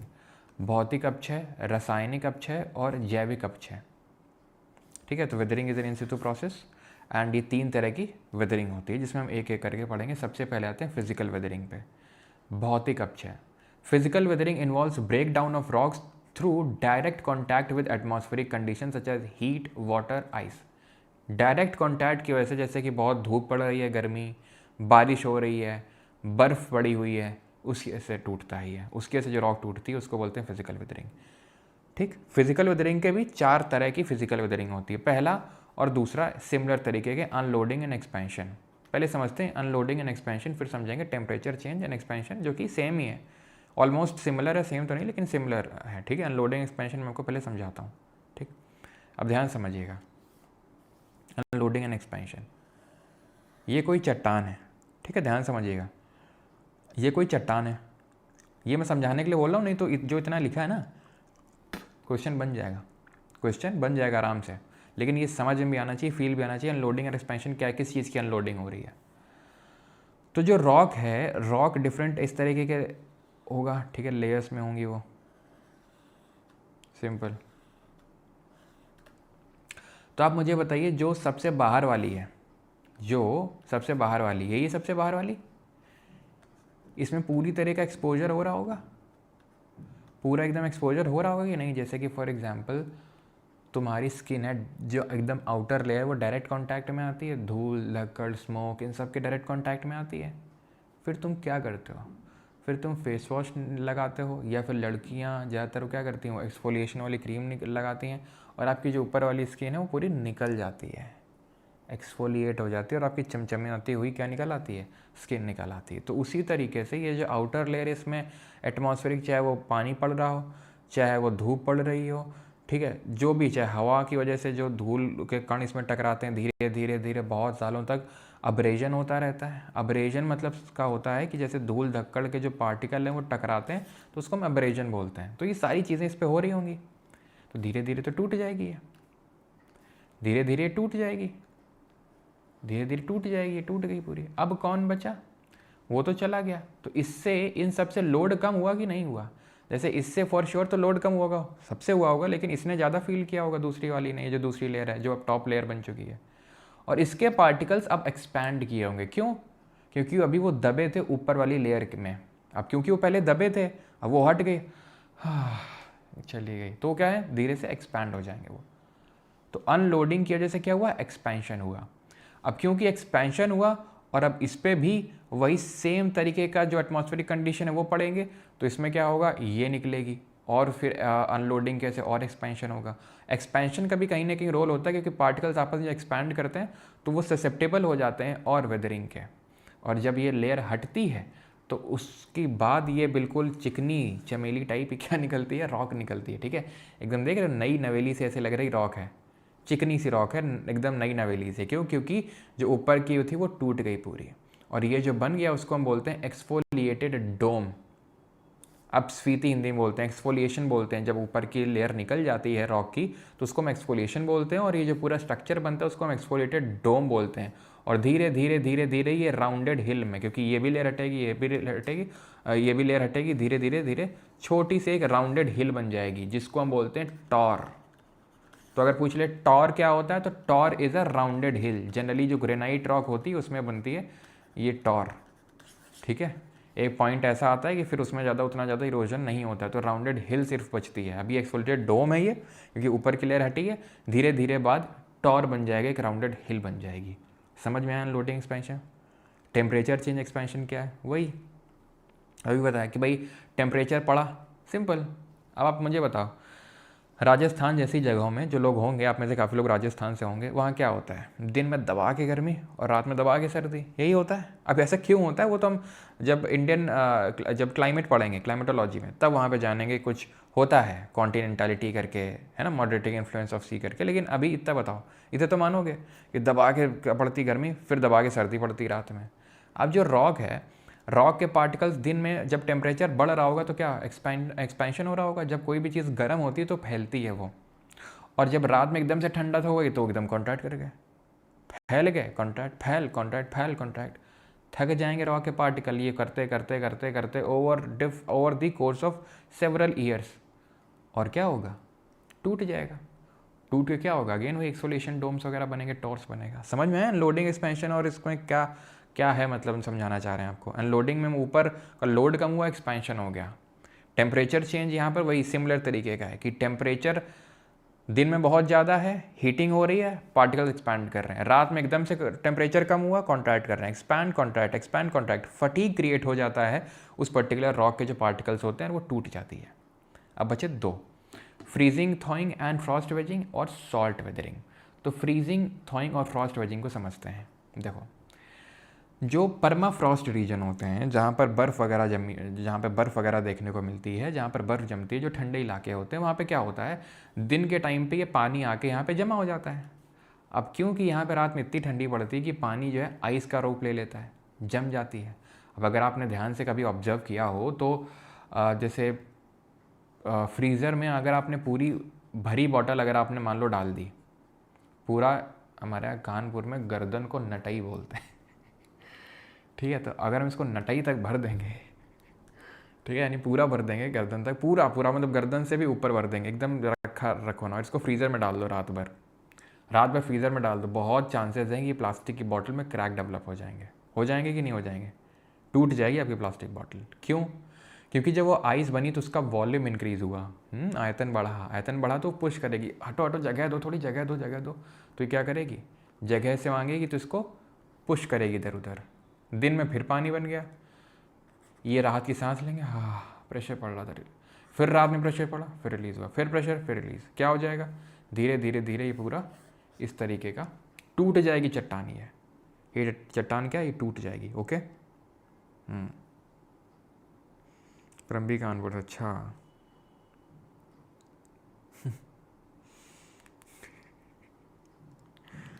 चलो भाई, तो समझ में आया, ठीक, समझ में आ गया। फ्रॉस्ट वेजिंग कुछ नहीं, वेज ये जो ऐसा ये बना ना, इसको ऐसा, इस स्ट्रक्चर को वेज बोलते हैं। हिंदी में इसको बोलते हैं तुषार वेजिंग, हिंदी में बोलते हैं तुषार वेजिंग, ठीक है। कोई तुषार नाम का है क्या यहाँ पे। फिर आते हैं सॉल्ट वेदरिंग पे। सॉल्ट, नमक से वेदरिंग, हाँ नमक से वेदरिंग करवा देते हैं हम। कैसे, देखो, ऐसे इलाके, राजस्थान जैसे इलाके जहाँ पे बहुत क्या होता है, रेट ऑफ इवापोरेशन होता है, ठीक है, बहुत रेट ऑफ इवापोरेशन होता है। इसी को हम कंसिडर कर लें, इसी को ही, ठीक है, इसको कंसिडर करो। पानी भरा, अब क्योंकि यहाँ पे रेट ऑफ इवापोरेशन बहुत ज़्यादा है, क्योंकि धूप बहुत पड़ती है, तो पानी पूरा चला जाएगा यहाँ से, वाष्पीकरण हो जाएगा, बचेगा क्या, नमक, सॉल्ट। क्यों, सॉल्ट एक तो ये वाटर में होगा, प्लस जब सॉल्ट यहाँ पे आया होगा, बैठा होगा, तो इसने इसके कुछ मिनरल्स को डिजॉल्व कर लिया होगा कुछ, ठीक है, और सॉल्ट निकाल लिया होगा, ठीक है, मिनरल सॉल्ट बच गया वो। अब वो सॉल्ट क्या, डिपॉजिट हो जाएगा, वो सॉल्ट क्या है, डिपॉजिट हो जाएगा, धीरे धीरे धीरे धीरे और सॉल्ट डिपॉजिट होगा, धीरे धीरे और सॉल्ट डिपॉजिट होगा, और सॉल्ट डिपॉजिट होगा, और सॉल्ट के क्रिस्टल्स जो यहाँ पर बने हैं, जिसको हम सॉल्ट क्रिस्टलाइजेशन बोलते हैं, कि जो सॉल्ट वेदरिंग हम पढ़ रहे हैं, इसका एक प्रकार है सॉल्ट क्रिस्टलाइजेशन, जो कि सबसे इफेक्टिव मेथड है। अगर हम पूरे फिजिकल वेदरिंग में देखें या फिर पूरा सॉल्ट वेदरिंग में अगर आपसे पूछ ले, सबसे इफेक्टिव क्या चीज़ होती है जो वेदरिंग करवाती है, दैट इज सॉल्ट क्रिस्टलाइजेशन। तो सॉल्ट क्या करेगा, धीरे धीरे अब्रेजन क्रिएट करेगा, यहाँ पर धीरे धीरे लेयर को पुश करेगा। अब ये तो क्योंकि इस तरीके का है, नहीं तो ऐसा स्ट्रक्चर होता है कि ये जो है सॉल्ट धीरे धीरे पुश करता है, बहुत धीरे धीरे धीरे धीरे वो क्या करता है, अब्रेजन क्रिएट करता है, और धीरे धीरे जो रॉक होती है उसको तोड़ना शुरू कर देता है। इसको बोलते हैं सॉल्ट क्रिस्टलाइजेशन। अब ये आपसे पूछ सकता है कि भाई ऑब्वियस सी बात है, सॉल्ट क्रिस्टलाइजेशन कहाँ पे होगा, जहाँ पे रेट ऑफ इवापोरेशन बहुत ज़्यादा होगा, वाष्पीकरण की दर बहुत ज़्यादा होगी, क्योंकि तभी पानी उड़ जाएगा और सॉल्ट बचेंगे, और सॉल्ट के क्रिस्टल्स बचेंगे, जिसको सॉल्ट क्रिस्टलाइजेशन बोलते हैं। और धीरे धीरे धीरे वो सॉल्ट के जो क्रिस्टल्स हैं वो रॉक को तोड़ना शुरू कर देंगे। That is called as salt crystallization, जिसके बारे में आपको क्या बात ध्यान रखनी है कि ये चीज़ जो सॉल्ट क्रिस्टलाइजेशन होता है, it is the most effective of all the salt weathering processes, ठीक है। जैसे कि अगर मैं बात करूं सोडियम क्लोराइड के क्रिस्टल्स हो गए, अगर मैं बात करूं जिप्सम के क्रिस्टल्स हो गए, ठीक है, ये डेजर्ट एरियाज़ में क्या करते हैं, जो डेजर्ट एरियाज़ में ये धीरे धीरे पुश करते हैं किसको, रॉक को, और उसमें क्या करते हैं, उसको तोड़ना स्टार्ट करते हैं, ठीक है, क्लियर। और जो जितनी रॉक वीक होगी, ठीक है, जितनी सॉफ्ट टाइप होगी, वो उतनी जल्दी ब्रेक होगी। एग्जाम्पल के तौर पर अगर मैं बात करूँ, सेडिमेंट्री वाली उतनी हार्ड नहीं होती हैं। जैसे सेडिमेंट्री में अगर मैं बात करूँ चौक, अब चौक आप मुझे बताओ, मैंने आपको सेडिमेंट्री 3 तरह की पढ़ाई थी, 3 तरह की सेडिमेंट्री रॉक होती हैं, क्लास्टिकली फॉर्म्ड, ऑर्गेनिकली फॉर्म्ड और केमिकली फॉर्म्ड, है ना। तो बताओ उनमें से चौक किस में आएगी। चौक हो गया, लाइमस्टोन हो गया, सैंडस्टोन हो गया, ठीक है, ये सब बहुत जल्दी जल्दी जो है टूटती हैं, लाइमस्टोन, सैंडस्टोन, ठीक है। तो ये चीज़ आपको ध्यान में रखनी है। अब किसी को यहाँ तक कोई डाउट हो तो पूछ सकता है।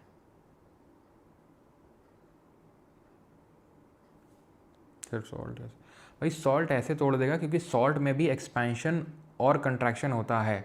जब वो एक्सपैंड करेंगे, ठीक है, जब टेम्परेचर बहुत ज़्यादा होगा, हाई टेम्परेचर में अगर आपका पानी एक्सपैंड करता है, उसी तरीके से हाई टेम्परेचर में आपका जो सॉल्ट के क्रिस्टल्स है उनमें भी एक्सपेंशन होगा, ठीक है। और जब एक्सपेंशन होगा तो ऑब्वियस सी बात है, वो पुश करेंगे, और पुश करेंगे तो रॉक टूटेगी, ठीक, क्लियर हो गया। चलो, तो ये सारी चीज़ें क्लियर हो गई। अब आते हैं केमिकल वेदरिंग पे। अब नाम से ही समझ में आ रहा है, वहाँ पर डायरेक्ट कांटेक्ट हो रहा था पानी का या फिर हवा का, या फिर हमने देखा कि सॉल्ट क्रिस्टल्स का। केमिकल वेदरिंग में क्या है, रासायनिक अपक्षय में क्या है कि यहाँ पर केमिकल का फॉर्मेशन होता है, कुछ ना कुछ तो इस तरीके का केमिकल रिएक्शन टाइप होती है, जिसकी वजह से केमिकल वेदरिंग यानी कि रासायनिक अपक्षयन होता है, ठीक। सर नोट टेलीग्राम पर मिल नहीं रहे हैं। बेटा लगता है तुमने कोई गलत टेलीग्राम ज्वाइन कर लिया है ना, क्योंकि टेलीग्राम में तो नोट्स वैसे भी नहीं मिल रहे हैं। नोट्स तो आपके परमार अकेडमी ऐप पे मिल रहे हैं, ठीक है। हो सकता है कि आपने वो 50-100 रुपये वाला बैच तो नहीं ज्वाइन कर लिया जो इधर उधर बिकते रहते हैं। और भाई उनका मैं बता रहा हूँ, उनका कोई भरोसा नहीं रहता है, ठीक है। मैं तुम्हें बस वो दे रहा हूँ एक वार्निंग, क्योंकि जैसे एक हमारी जैसे टीम होती है अलग से, उसका काम यही होता है उनको आइडेंटिफाई करना कि कहाँ पर इस तरीके का कॉपीराइट इन्फ्रिंजमेंट हो रहा है और उनको हटाना उस कॉपीराइटेड कंटेंट को, चाहे वो यूट्यूब पे हो चाहे टेलीग्राम पे। तो मुझे खुद नहीं पता रहता कौन कैसा क्या, लेकिन हाँ तो थोड़ा सा ना सतर्क रहें इस चीज़ से।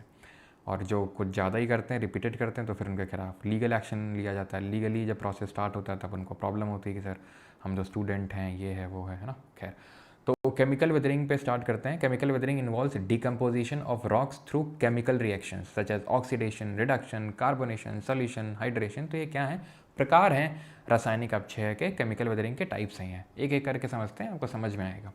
सोल्यूशन पे आते हैं सबसे पहले। सोल्यूशन, ठीक है, सोल्यूशन का मतलब क्या है।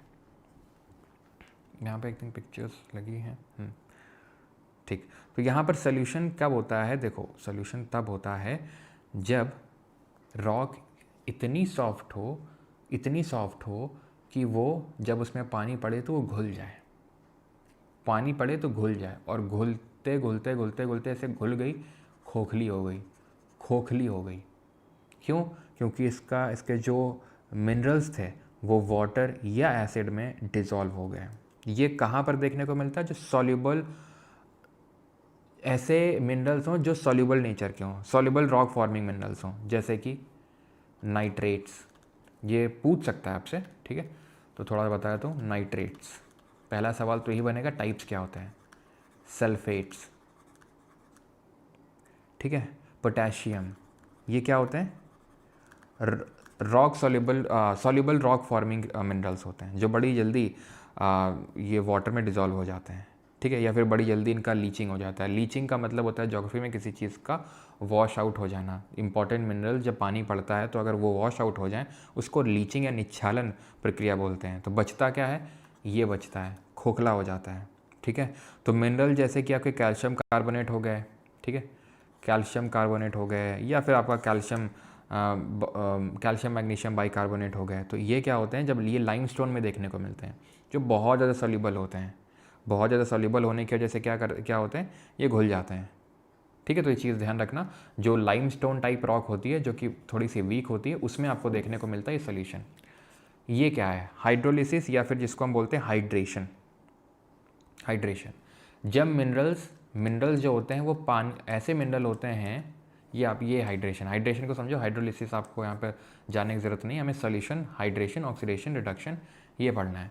हाइड्रेशन का मतलब होता है जब इस तरीके के मिनरल हों कि वो वाटर को बड़ी जल्दी सोख लें, जैसे कि अगर मैं बात करूँ एनहाइड्राइड, जिसको हम कैल्शियम सल्फेट बोलते हैं, CaSO4, उसकी बड़ी खासियत है कि बहुत जल्दी पानी को एब्जॉर्ब कर लेता है और जिप्सम बना देता है। CaSO4.2H2O, जब दो वाटर के क्रिस्टल्स अटैच हो जाए एनहाइड्राइड यानी कैल्शियम सल्फेट से, तो जिप्सम बन जाता है। तो जब दिन के समय जब वो पानी, जैसे कि जहाँ बहुत बर्फ़ वगैरह है, फिर इस तरीके का है कि वहाँ पर बहुत ही वाष्पीकरण है, तो थोड़ा सा पानी पड़ा, जिप्सम बन गया, सूखा एनहाइड्राइड बन गया, पानी पड़ा, जिप्सम, सूखा एनहाइड्राइड। तो इसी तरीके से क्या होगा, मिनरल में फटीग क्रिएट होगा, जैसे कि हमारा फिजिकल वेदरिंग में यहाँ हो रहा था टेम्परेचर चेंजेस एंड एक्सपेंशन में, कि कॉन्ट्रैक्ट हो रहा, रिलीज हो रहा, कॉन्ट्रैक्ट हो रहा, एक्सपैंड हो रहा। उस तरीके से यहाँ पे पानी की वजह से जब होता है कि वो एनहाइड्राइड है, सूखा है, देन जिप्सम बन गया, तो इस तरीके से उसमें फटीग क्रिएट हो जाता है, जिस फटीग की वजह से वो रॉक को धीरे धीरे वो मिनरल जो है हटने लगते हैं और रॉक जो है वो टूटने लगती है। That is called as hydration. When minerals take up water and expand, and when they lose water they contract. Expand, contract creates fatigue, और fatigue की वजह से जो होता है वो रॉक टूट जाती है, ठीक है, वो रॉक फ्रैक्चर हो जाती है, ठीक, क्लियर। और ये मत सोचना कि एक्सफोलिएशन सिर्फ वहीं बनेंगे, एक्सफोलिएशन यहाँ पे भी एक्सफोलिएटेड डोम्स यहाँ पे भी बन सकता है, एक्सफोलिएशन यहाँ पे भी हो सकता है, ठीक। हाइड्रेशन समझ लिया। कार्बोनेशन पे आते हैं। कार्बोनेशन क्या होता है, तो जब पानी गिरता है, जब पानी बरसता है और वो एटमॉस्फेरिक CO2 से मिलके, एटमॉस्फेयर हमारी CO2 है, क्या बना देगा, तुम खुद सोचो। H2O है और CO2 है, ये मिलके क्या बना देंगे, H2CO3 बना देंगे। इसको बोलते हैं कार्बोनिक एसिड, जो कि एक वीक एसिड होता है। अब अगेन ऐसी रॉक जिनके क्रिस्टल्स बहुत ही जल्दी उनका क्या हो जाता है, बहुत ही जल्दी वो एसिड से क्या हो जाता है उनका, होता क्या है कि जो कार्बोनेट कंटेनिंग रॉक होती हैं, जैसे कि अगर मैं लाइमस्टोन को बोलूँ, डोलोमाइट बोलूँ, तो ये सब कार्बोनेट कंटेनिंग रॉक होती हैं। जब इनमें कार्बोनेट होता है तो ये कार्बोनेट आपस में बॉन्डिंग कर लेता है, और ये जो होता है पूरा जो कैल्शियम होता है, जैसे फॉर एग्जांपल अगर मैं बात करूँ कैल्शियम कार्बोनेट है, बिकॉज लाइमस्टोन वगैरह में यही सब देखने को मिलता है। तो ये कैल्शियम अलग हो जाता है, पूरा कार्बोनेट अलग हो जाता है। तो इस तरीके का जो आप यहाँ पे देख पा रहे हो ना, ये पूरी एक चट्टान हुआ करती होगी, लेकिन अभी क्या है देख रहे खोखली हो गई है, ठीक है। इस तरीके का स्ट्रक्चर हो गया, इस तरीके का स्ट्रक्चर हो गया। ये जब हम कल कार्स्ट टोपोग्राफी पढ़ेंगे, ग्राउंड वाटर की वजह से जो लैंड फॉर्म बनते हैं, तो वहाँ पर इसी चीज़ को लाइमस्टोन पेवमेंट बोल देते हैं, इसी चीज़ को। क्योंकि क्या हो गया है, ये एसिड में ये सब खोखला हो गया एसिड की वजह से। क्यों? कार्बोनेट कार्बोनेट ये पूरा वो हो गया, मिक्सिंग हो गया इसका, ठीक है। कार्बोनेट हो सकता है, बाई कार्बोनेट होता है, हो सकता है। तो जो भी रॉक इस तरह के कार्बोनेट और बाई कार्बोनेट मिनरल्स कंटेन करती हैं, तो उनमें क्या होता है, कार्बोनेशन से इनका वेदरिंग हो जाता है, ठीक है। एटमॉस्फेयर से CO2 लिया वाटर ने, और ये आपका कार्बोनिक एसिड बनाया जो कि एक वीक एसिड है, उसकी वजह से यहाँ पर क्षरण हो गया। अब बात करते हैं ऑक्सीडेशन रिडक्शन की। तो बहुत सिंपल है ये भी, जैसे कि आपने देखा होगा कि अगर आप क्या बोलते हैं आयरन स्टिक है, फिर कोई भी लोहे की चीज़ है बाहर रखते हो तो जंग लग जाती है। जंग क्यों लग जाती है? पानी वानी पड़ता है और उसमें ऑक्सीडेशन हो जाता है, उसी को बोलते हैं रस्टिंग। केमिस्ट्री में हम पढ़ेंगे रस्टिंग जो होती है वो एक ऑक्सीडेशन रिएक्शन होती है। ऑक्सीडेशन का मतलब कुछ नहीं, ऑक्सीजन का अंदर ले लेना, that is called oxidation. Oxidation का अंदर ले लेना और उसकी वजह से यहाँ पर किसी चीज़ का अपक्षय हो जाना इज कॉल्ड एज ऑक्सीडेशन। इसी तरीके से रिडक्शन भी होता है, लेकिन रिडक्शन क्या होता है, रिडक्शन में बस ध्यान ये रखना है कि ये जो है वाटर टेबल के नीचे जो चीज़ें होती हैं, वाटर टेबल के नीचे भी जो रॉक्स हैं, पानी के नीचे भी तो रॉक्स मौजूद हैं, ठीक है। बिलो दी वाटर टेबल जो रॉक्स हैं, वहाँ पर क्या होता है, वहाँ पर बिल्कुल ऑक्सीजन नहीं होता है, बिल्कुल भी ऑक्सीजन नहीं होता। तो ऑक्सीजन की कमी से अगर वेदरिंग होने लगे रॉक्स की, तो उसको रिडक्शन बोलते हैं। ऑक्सीजन अगर पड़ रहा है, तो जैसे मैंने आपको बताया, ठीक है, वो रॉक जहाँ पर आपको देखने को मिल रहा है जैसे कि आयरन, Fe से डिनोट करते हैं, ठीक है, iron, manganese, that is Mn, ठीक है। तो ये सब जो मिनरल्स होते हैं, ये कॉमनली क्या होते हैं, इनका ऑक्सीडेशन हो जाता है। सल्फर, इनका बड़ी जल्दी ऑक्सीडेशन हो जाता है, जिसकी वजह से रॉक धीरे धीरे टूटना स्टार्ट कर देती है, ठीक है। और ऐसा नहीं है कि एक रॉक में सिर्फ एक ही चीज़ होता है कि सर कुछ लोग हो सकता लगे कि सर सोल्यूशन और हाइड्रेशन थोड़ा थोड़ा सा सेम है, सिमिलर है। सिमिलर होता है, सेम नहीं है। और ऐसा नहीं कि एक ही चीज़ होता है एक रॉक में, मल्टीपल चीज़ें हो सकती हैं। जैसे मैंने आपको बताया, सोल्यूशन और कार्बोनेशन दोनों ही ये लाइमस्टोन टाइप रॉक में होती हैं, जिसमें ये कार्बोनेट वगैरह होते हैं, है ना। तो ध्यान रखना इस चीज़ का कि ऐसे साथ में होते हैं। जैसे इससे क्या बन गई, केव बन गई, गुफा बन गई, इससे एक अलग तरह की आकृति बन गई, ठीक। तो कल ही हम पढ़ेंगे भी कि जब कार्स्ट टोपोग्राफी पढ़ेंगे, ग्राउंड वाटर लैंडफॉर्म्स, तो वहाँ पर ही हम देखेंगे कि किस तरीके से ये केव बन गई ड्यू टू सोल्यूशन और कार्बोनेशन से, क्योंकि ऊपर पानी पड़ा है। अब ये क्या, पानी रिसा है, नीचे धीरे धीरे रिसा है और पानी ने घोल लिया उसको। ये क्या है, ऊपर सीधे क्योंकि रेनफॉल हुई है, तो इसकी वजह से ये इस तरीके के एजेस टाइप बन गई हैं। यहाँ तक अगर चीज़ें क्लियर हैं तो जल्दी से बताइए। बायोलॉजिकल में तो ऐसा ज़्यादा कुछ नहीं है। Biological weathering is the break down of rocks through activities of living organism. जो हमारी जीवित जीव होते हैं वो भी क्या करते हैं, चट्टान को तोड़ते हैं, उसी को बोलते हैं बायोलॉजिकल वेदरिंग। जैसे केचुआ हो गया, कृंतक यानी रोडेंट हो गए, अर्थवॉर्म, रोडेंट, यहाँ तक कि पेड़, आप यहाँ पे देख सकते हो पेड़ की जड़ है, पेड़ की जड़ ने इसको तोड़ दिया है, क्योंकि जड़ों में वो बहुत मजबूती है। आप देखो पूरा गमले में आपने देखते होगे, ठीक है। अगर मान लो कि आप गमले में अगर आपने पेड़ रखा है और गमला अगर आपको कभी चेंज करना होता है, तो जब आप उठाते हो तो पूरी मिट्टी को पकड़े हुए होता है, वो इतनी स्ट्रांग होती हैं जड़ें। यहाँ तक कई बार तो गमला तोड़ के भी निकल आती हैं भाई, ठीक है। तो जब गमला तोड़ सकती हैं पूरा, तो धीरे धीरे चट्टान नहीं तोड़ सकती हैं। ये तो रॉक की बात कर रहा हूँ। ऐसे ही जो अर्थवॉर्म होते हैं, ये तो जैसे प्लांट हो गया, जैसे आपका एल्गे हो गया, शैवाल, जो काई हो गई, तो काई लग जाती है चट्टान में, काई लग जाती है चट्टान में, धीरे धीरे वो क्या कर देती है, काई तोड़ना स्टार्ट कर देती है धीरे धीरे धीरे। क्यों? क्योंकि जो एल्गे है वो धीरे धीरे क्या लेगा, न्यूट्रिशन लेगा उससे, रॉक से न्यूट्रिशन लेगा, और न्यूट्रिशन यानी मिनरल्स लेगा, और मिनरल लेते लेते धीरे धीरे धीरे उसको वीक कर देगा, क्योंकि वो भी, उसकी भी हल्की हल्की क्या होती हैं, रूट्स होती हैं। बहुत, चाहे भले बहुत ही छोटा हो, लेकिन ओवर दी टाइम वही है कि करत करत अभ्यास जड़मत होए सुजान। तो वही है यहाँ पे भी कि जब पूरी काई लगेगी, धीरे धीरे धीरे धीरे उसका इरोजन होगा और पूरी रॉक टूटेगी, टूटेगी ही टूटेगी। इसी तरीके से जो हमारे एनिमल्स हैं, जैसे अर्थवॉर्म हो गए, चूहे हो गए, वो भी तो धीरे धीरे तोड़ेंगे, वो भी अपनी तो रहने की जगह बनाते हैं, ठीक है। तो ये सब अगर हमारे लिविंग बीइंग्स की वजह से हो रहा है वेदरिंग, अपक्षय हो रहा है, चट्टान टूट रही है, that is called as biological weathering. अब यहाँ तक किसी का पहले डाउट, पहले मैं बताओ, डाउट है किसी का यहाँ तक?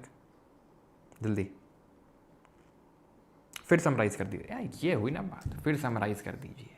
अभी करते हैं, अभी ठीक करके देता हूँ, रुको। ये क्रिएट किया एक ब्लैंक स्लाइड, कोरा पन्ना, ठीक। देखो तुम्हें दिक्कत हुई होगी इसमें वेदरिंग में, या तो चलो हम पूरा ही समराइज़ करते हैं, ठीक है। अब पूरा समराइज करना है, 2 पन्ने लगेंगे देखो भाई, ठीक है। तो ये पन्ना नंबर 2 क्रिएटेड। देखो तो हमने ये पढ़ा कि भू आकृतियाँ जो होती हैं यानी कि जियोमॉर्फिक प्रोसेसेस, जो भी जियोमॉर्फिक प्रोसेस होते हैं, इसीलिए तो मैंने आज लैंड फॉर्म रखा नहीं, क्योंकि मुझे पता है कि कुछ लोगों को दिक्कत हो जाती है इसमें, ठीक है। कोई दिक्कत नहीं, आराम से पढ़ लेंगे। तो ये 2 तरीके के होते हैं, एंडोजेनिक अंतर्जात और बहिर्जात। एंडोजेनिक प्रोसेस और एक्सोजेनिक प्रोसेस। एंडोजेनिक प्रोसेस होते हैं एंडोजेनिक फोर्सेस की वजह से, और एक्सोजेनिक प्रोसेस होते हैं एक्सोजेनिक फोर्सेस की वजह से। ये चीज़ों को बनाते हैं, ये चीज़ों को बिगाड़ते हैं। इनको एनर्जी मिलती है अर्थ के इनसाइड से, पूरा डिस्कस किए थे। इनको मिलती, इनकी एनर्जी आती है कहाँ से? सन से, सूरज से। इनको हम जनरल एक टर्म देते हैं डाइस्ट्रोफिज्म, और एक होता है वोल्केनिज्म। तो 2 तरह का होता है, डाइस्ट्रोफिज्म, वोल्केनिज्म। वोल्केनिज्म को हटा देते हैं, ठीक है। डाइस्ट्रोफिज्म पटल विरूपण, ये डेन्यूडेशन अपक्षय, ठीक है। नहीं, डेन्यूडेशन, ठीक है। डेन्यूडेशन का हिंदी क्या था? डेन्यूडेशन का ये था अन्नाच्छादन, ठीक है, अनाच्छादन। तो डेन्यूडेशन हो गया ये। अब डाइस्ट्रोफिज्म भी कितने टाइप का था? डाइस्ट्रोफिज्म था आपका 4 तरह का।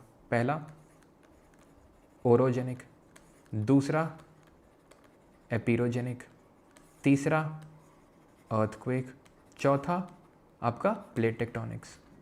माउंटेन बन रहा है, पहाड़ बन रहा है, हॉरिजॉन्टल मूवमेंट हो रहा है। अर्थ क्रस्ट में कुछ बन रहा है, ऊपर उठ रहा है या नीचे धंस रहा है, यानी वर्टिकल मूवमेंट हो रहा है। Do not confuse it with block mountain. Block अलग होते हैं, वो हम आगे देखेंगे जब माउंटेन्स वगैरह पढ़ेंगे, ठीक। देन आपका ये तीसरा था, क्या था? अर्थक्वेक, वो तो पता है, प्लेट टेक्टोनिक्स भी। डेन्यूडेशन में क्या था? डेन्यूडेशन में 3 चीज़ें थी सर।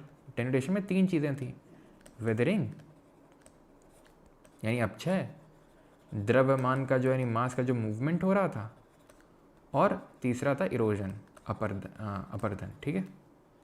अब वेदरिंग हमने पढ़ा था, स्टार्ट किया था। 3 तरह की होती है sir, physical, then chemical, then biological, ठीक। फिजिकल, केमिकल और बायोलॉजिकल।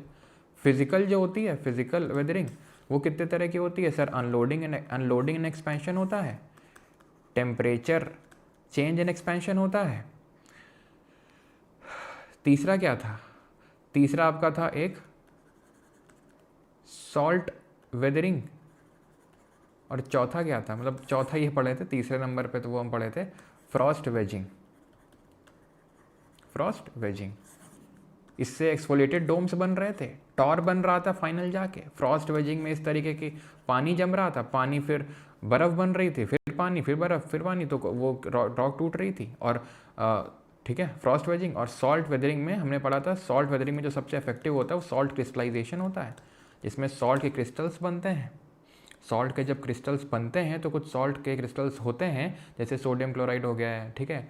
और जो ये सब जो क्रिस्टल्स होते हैं, ये क्या करते हैं, इनकी खासियत होती है कि ये जब ये एक्सपैंड करते हैं, जब टेम्परेचर बहुत ज़्यादा पड़ता है तो एक्सपैंड करते हैं, तो एक्सपैंड करते करते धीरे धीरे वो रॉक को तोड़ देते हैं। देन हमने पढ़ा केमिकल वेदरिंग, यानी कि रासायनिक अपक्षय। रासायनिक अपक्षय में हमने क्या पढ़ा? हमने सबसे पहले पढ़ा, अब कुछ किसी को पहले रख सकते हो, ठीक है। हमने जैसे सबसे पहले पढ़ा सोल्यूशन। सोल्यूशन में क्या था? पूरा मिनरल घुल गया है, वो पूरा घुल मिल गया है, पूरा घुल गया है वो। हाइड्रेशन में क्या? घुला नहीं है, फूल रहा है, सिकुड़ रहा है, फूल रहा है, सिकुड़ रहा है। कार्बोनेशन, जो कार्बोनेट और होती हैं तो वो क्या होता है? कार्बोनिक एसिड जब ऊपर से बरसता है पानी और कार्बन डाइऑक्साइड से मिक्स होता है, तो कार्बोनेट जो होती है, कार्बोनेट बाइकार्बोनेट जो मिनरल्स होते हैं, वो क्या होते हैं? धीरे धीरे धीरे डिजॉल्व होना स्टार्ट हो जाते हैं। तो सोल्यूशन से सिमिलर है लेकिन सेम नहीं है। क्यों? क्योंकि यहाँ से पानी की वजह से हो रहा है, यहाँ एसिड की वजह से हो रहा है, ठीक है। यहाँ घुल रहा है पूरा, यहाँ क्या हो रहा है? वो कहीं पर जाके इस तरीके से, ठीक है, डिपॉजिट तो इसमें भी होगा, इसमें भी होगा, लेकिन इसमें अलग तरह की लैंडफॉर्म बन रही है, इसमें अलग तरीके की, ठीक है। और यहाँ पर हमने चौथा पढ़ा था ऑक्सीडेशन एंड रिडक्शन, ठीक है। ऑक्सीडेशन, अगर ऑक्सीजन लेके उसका अपक्षय हो गया, टूट गई, तो ऑक्सीडेशन। रिडक्शन क्या? ऑक्सीजन की कमी की वजह से अगर हो गया तो रिडक्शन, ठीक है। तो ये हो गया। एंड देन बायोलॉजिकल में हमने पढ़ा कि जो लिविंग बींग्स की वजह से अपक्षय हो जाए, ठीक है, लिविंग बींग्स की वजह से वेदरिंग हो जाए, जैसे रोडेंट हो गया, अर्थवर्म हो गया, एल्गी हो गया, ठीक है, ये सब की वजह से वेदरिंग हो जाए, दैट इज कॉल्ड एज जैविक अपक्षय, फिर बायोलॉजिकल वेदरिंग। अभी हो गया समराइज, ठीक। आगे बढ़ें, चलो। अब आते हैं मास मूवमेंट पे। मास मूवमेंट यानी कि बृहद संचलन। क्या? बृहद संचलन। It is a down slope, मतलब सारी चीज़ें आपस में ना इंटरकनेक्टेड हैं। बस थोड़ा, मतलब बस 10 मिनट का लेक्चर बाकी है, बस फोकस रहना। तुम फोकस रहोगे ना, आराम से सब समझ में आ जाएगा। लोगों को लगता है कि मतलब ऐसा है वैसा है, बड़ा डिफ़िकल्ट टॉपिक होता है, लेकिन डिफ़िकल्ट कुछ नहीं लगा तुमको कोई डिफ़िकल्ट? बहुत लोगों को डिफ़िकल्ट लगता है, कुछ डिफ़िकल्ट नहीं। जैसे कल वाला बहुत लोगों को डिफ़िकल्ट लगता है, तो मज़ा आएगा कल वाले लेक्चर में। तो असली मज़ा तो कल वाले लेक्चर में, आज तो क्या ना वार्म अप टाइप हो रहा है, ठीक है। मास मूवमेंट पे आते हो, तो मास मूवमेंट का मतलब नाम से समझ में आ रहा है, कोई बड़ा सा मास जो है वो मूव कर रहा है, बड़ा सा द्रव्यमान जो है मूव कर रहा है, ठीक, उसका संचलन हो रहा है। It is a down slope movement, यानी नीचे की तरफ मूवमेंट हो रहा है ऑफ सॉयल, मिट्टी, चट्टान एंड अदर डेब्री, बाकी के जो चीज़ें होती हैं अंडर द इन्फ्लुएंस। अब बाकी की चीज़ों में बाकी जो भी सॉयल रॉक के साथ अटैच है वो सब नीचे आएगा, under the influence of gravity.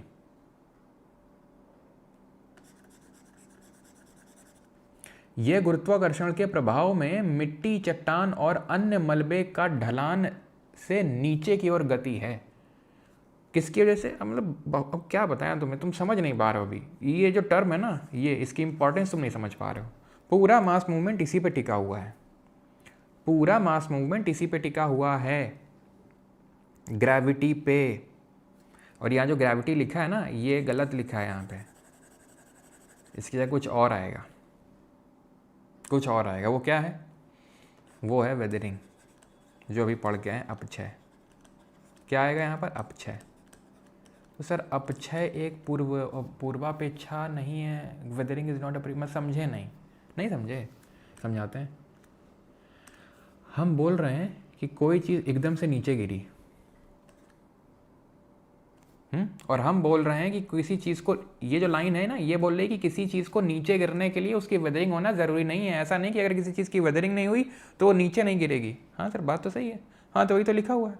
लेकिन अगर लिखते ना और स्टेटमेंट में आ जाता, समझ में ना आता क्या लिखा हुआ सही है कि गलत है। क्यों? मुझे लगता है हाँ, वेदरिंग का मतलब सर ने बताया था टूटना होता है, और जब टूटेगी तभी तो गिरेगी।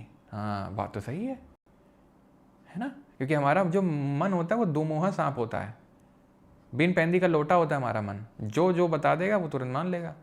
अभी तो ये भी बात तुमको स्थिति सही लग रही होगी, हाँ यार अभी अगर मैं यही बोल देता, ये ना लिखता, तो लग हाँ कि यार वेदरिंग जब टूटेगी नहीं तो गिरेगी कैसे। अरे बेटा अभी मान लो चट्टान है, गिर गई, नहीं गिर गई, इसमें इतना ज़्यादा गुरुत्वाकर्षण बल लगा, एकदम से ढलान से गिर गई। अब क्या जब तक टूटेगी नहीं तब तक टूटने का इंतजार करेगी क्या? तो क्या सर मान लो ऐसे ही है, पड़ी है, जब टूट जाएगी तो तुरंत नहीं गिर जाएगी? हाँ तो गिर जाएगी, बिल्कुल गिर जाएगी। तभी तो मैं बोल रहा हूँ it is not a prerequisite, but it can aid the mass movement, समझे? यानी कि ये मास मूवमेंट की सहायता कर सकती है, लेकिन कोई प्री रिक्विजिट नहीं है कि अगर वेदरिंग नहीं होगी तो मास मूवमेंट नहीं होगा। लेकिन हाँ, अगर वेदरिंग हो जाएगी तो उससे मास मूवमेंट आसानी से हो जाएगा, क्योंकि रॉक टूट गई और टूट के जल्दी चीज़ें चांसेस होते हैं कि वो गिर जाए एकदम से। समझ में आ गई ये लाइन कि weathering is not a pre requisite. वो ऐसा नहीं कि जब तक वेदरिंग नहीं होगी तब तक मास मूवमेंट नहीं होगा, लेकिन वेदरिंग एड कर देती है मास मूवमेंट को। लेकिन मास मूवमेंट होगा तो बस ग्रेविटी की वजह से ही होगा। Gravity is the main thing in the mass movement. अब मास जो है वो दो तरीके से मूव कर सकता है, धीमे धीमे धीमे और एकदम से तेजी से। धीमे धीमे और एकदम तेजी से। तो धीमे में हमें पढ़ना है दो चीज़ें, क्रीप और सॉलिफ्लक्शन। पढ़ लेते हैं, उसके बाद रैपिड में आता है, ठीक है। क्रीप और सॉलिफ्लक्शन। भाई ये क्या हो गया? तो वीडियो चल गया क्या ये? भाई मैं जब पढ़ा रहा हूँ तो तुम क्यों पढ़ा रहे हो? शांति से बैठो, यहाँ पे टीचर पहले से मौजूद है, ये ध्यान दे रहा है, ठीक है। तो ये है सॉयल क्रीप। सॉयल क्रीप में क्या होता है, धीरे धीरे धीरे जो है मिट्टी मूव करना स्टार्ट करती है, धीरे धीरे। अब देखो जब धीरे धीरे, जब बहुत ही कम स्लोप हो, आपने देखा होगा ये जो खंबे वगैरह हैं कभी सीधे हुआ करते थे लेकिन अभी टेढ़े हो गए। आपने टेढ़े हुए देखा? नहीं देखा आपने टेढ़े होते हुए। लेकिन धीरे धीरे धीरे धीरे धीरे वो मिट्टी मूव कर रही थी, इसकी वजह से वो पोल भी, खंबा भी टेढ़ा हो गया। क्रीप का मतलब होता है रेंगना, तो मिट्टी रेंग के इसको टिल्ट कर दी। ओके, अब आते हैं सॉलिफ्लक्शन। ये तो सबको समझ में आ जाता है, क्रीप मतलब रेंगना। सॉलिफ्लक्शन क्या होता है इसको समझना ध्यान समझना, इसको बड़ा अच्छा क्वेश्चन बनता है इससे। मिट्टी बड़ी है, ऐसा नहीं लग रहा जैसे जब हम लोग जैसे एजेड हो जाते हैं, जैसे उम्र दराज हो जाते हैं, तो हमारी जो खाल है वो लटक जाती है। जब बूढ़े हो जाते हैं तो खाल लटक जाती है, जैसे गालों की ऊपर ही खाल लटक जाएगी, है ना। जैसे गाल है ऊपर का लटक जाएगी। ऐसे नहीं लग रहा, कुछ फील आ रहा है तुमको जैसे लटक सा गया, ऐसे ऐसे लटक सा गया कुछ, देखो है ना, लटक सा गया ऐसे, कुछ कुछ बहा सा है, ऐसा कुछ ऊपर से बहा है। बहा है, धीरे धीरे बहा है। क्या बहा है? मिट्टी बही है। कैसे बही है? ठंडे इलाकों में जहाँ बर्फ जमी रहती है, वहाँ पे जब धूप पड़ती है दिन के समय में, बर्फ यहाँ भी जमी है, बीच में भी जमी है, नीचे भी जमी है, मिट्टी है, मिट्टी मिट्टी भी है, ठीक है, समझना। यहाँ की पिघल गई क्या? बर्फ। पिघल के पानी इसमें मिल जाएगा, थोड़ा सा सैचुरेट हो जाएगी ये पानी से, संतृप्त हो जाएगी पानी से, पानी मिल जाएगा। अब पानी किसी चीज़ मिला दोगे तो वो मूव नहीं करेगी क्या? हाँ करेगी तो, लेकिन ये तो अभी भी जमी हुई है, ये तो अभी भी जमी। क्यों?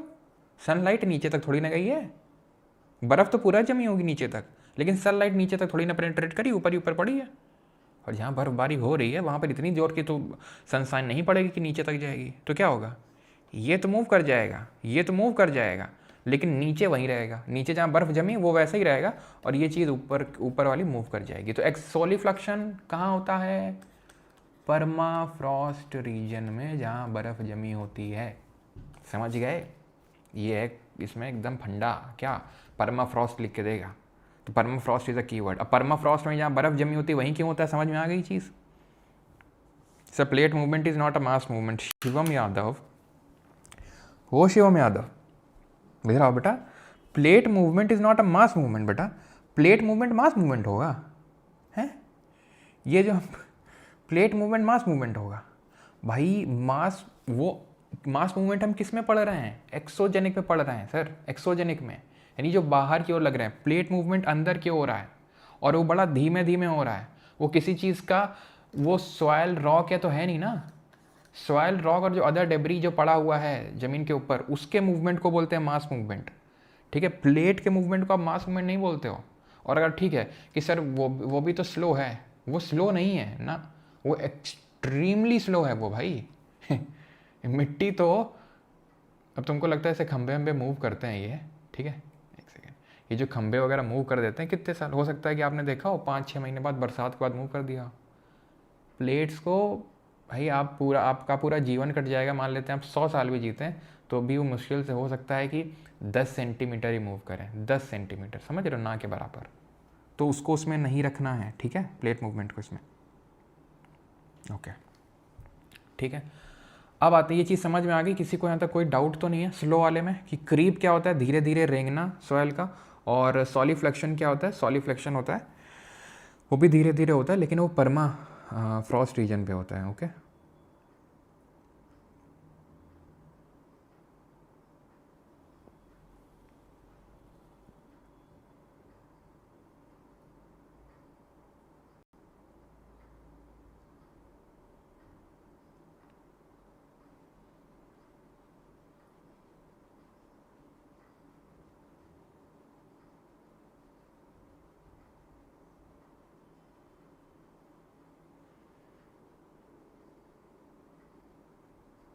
ठीक, समझ में आ गया। चलो, तो अब आते हैं रैपिड पे। रैपिड मतलब बड़ी तेज़ी से, ये तो धीरे धीरे हो रहा था, इसके कंपैरिजन में बड़ा तेज़ होता है। भूस्खलन, हिमस्खलन पहले ही समझते हैं।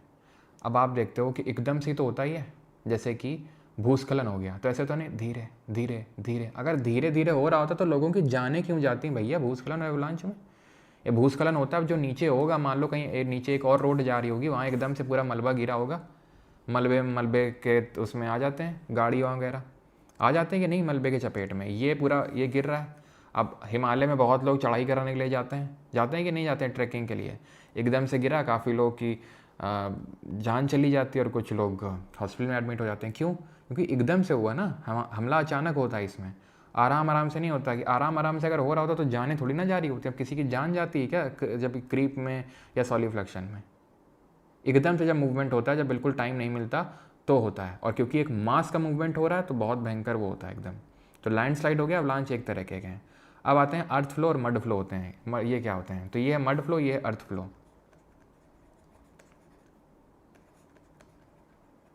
ये है अर्थ फ्लो, ये है मड फ्लो, ठीक है। तो जनरली ये आपको कहाँ पे देखने को मिलते हैं? वाटर सैचुरेटेड रीजन्स में, वो भी जैसे वो भी अगर हम देखें, ठीक है, एक सेकेंड, वाटर सैचुरेटेड का मतलब है जो पानी से संतृप्त हो चुके हैं, ठीक है। बस 5 मिनट का और लेक्चर बचा है, आज काफ़ी छोटा लेक्चर है आपका, ठीक है। तो वाटर सैचुरेटेड जो रीजन होते हैं वहाँ पे देखने को मिलता है, जो पानी से सैचुरेट हो चुके हैं। और वो जब एकदम से नीचे जाते हैं पानी से सैचुरेट होने के बाद, तो उसको अर्थ फ्लो या मड फ्लो बोलते हैं। सिमिलर है लेकिन सेम नहीं है, अलग क्या है, अर्थ फ्लो थोड़ा सा धीमे होता है जनरली, मड फ्लो के कंपैरिजन में एकदम से होता है फास्ट। या ये in absence of vegetation cover होता है। एब्सेंस ऑफ वेजिटेशन का मतलब क्या होता है सर? वनस्पति की कमी। वनस्पति की कमी मतलब यहाँ पेड़ पौधे सब कुछ नहीं होंगे और एक घाटी टाइप होगी, तो एकदम से घाटी से एकदम से पूरा अगेन, ठीक है, हमारे यहाँ इसको बौदा बोलते हैं एकदम से क्या होगा, वो मिट्टी पानी सब मिल के एकदम से जब वो करेगी, ये फास्ट होता है इसके कंपैरिजन में। ध्यान रखना, ये अर्थ फ्लो मड फ्लो दोनों फास्ट में पढ़ रहे हैं हम लोग, लेकिन दोनों को कंपेयर जब कर रहे हैं तब अर्थ फ्लो स्लो है, ध्यान रखना इस कंपैरिजन में। और ये कब होता है? एब्सेंस ऑफ वेजिटेशन, और इसमें ज़्यादा सैचुरेशन होता है, ठीक, क्लियर है। यानी कि जो आपका मड फ्लो होगा इसमें सैचुरेशन लेवल ज़्यादा होगा, सैचुरेटेड विद वाटर, ठीक, क्लियर है यहाँ तक? किसी कोई डाउट? अर्थ फ्लो में क्या है, एक बड़ा सा हिस्सा पूरा जो है इस तरीके से मूव किया। ये उतने डिस्ट्रक्टिव नहीं होते जितना कि लैंडस्लाइड होता है। लैंडस्लाइड बहुत ही स्टीप स्लोप में होता है, ये उतनी स्लोप नहीं होती, बहुत भयंकर स्लोप नहीं होती अगर हम बात करें लैंडस्लाइड की।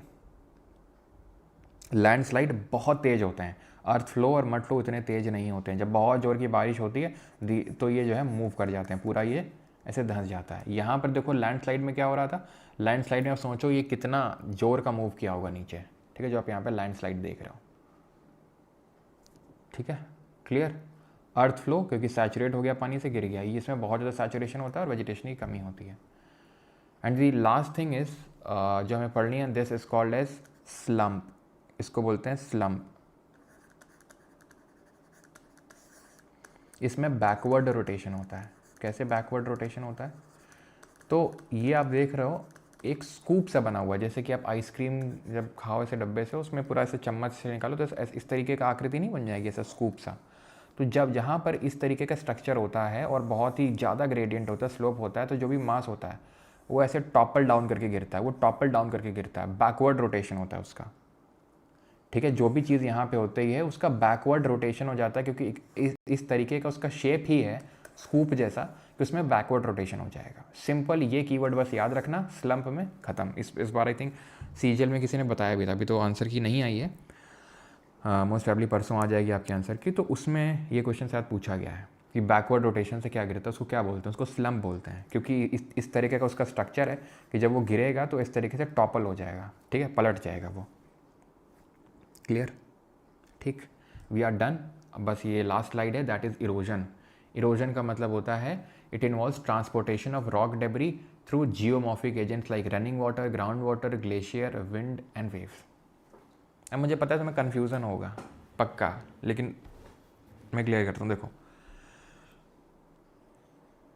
सबसे पहले मैंने चीज़ क्या बताई थी वेदरिंग में? Weathering is an in situ process. चट्टान है, ठीक है, चट्टान है, चट्टान वहीं पे टूट गई, चट्टान है, चट्टान वहीं पे टूट गई, टूट गई,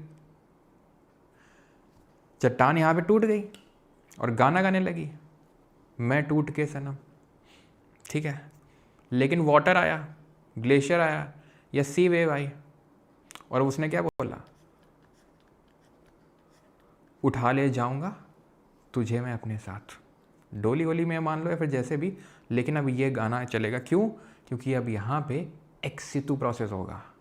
कैसे एक्स सितु होगा? क्योंकि जो भी आएगा ये आपका वाटर, ग्लेशियर, विंड, वेव, उसका कुछ ना कुछ उसमें काइनेटिक एनर्जी होगी। सर काइनेटिक एनर्जी क्या होती है?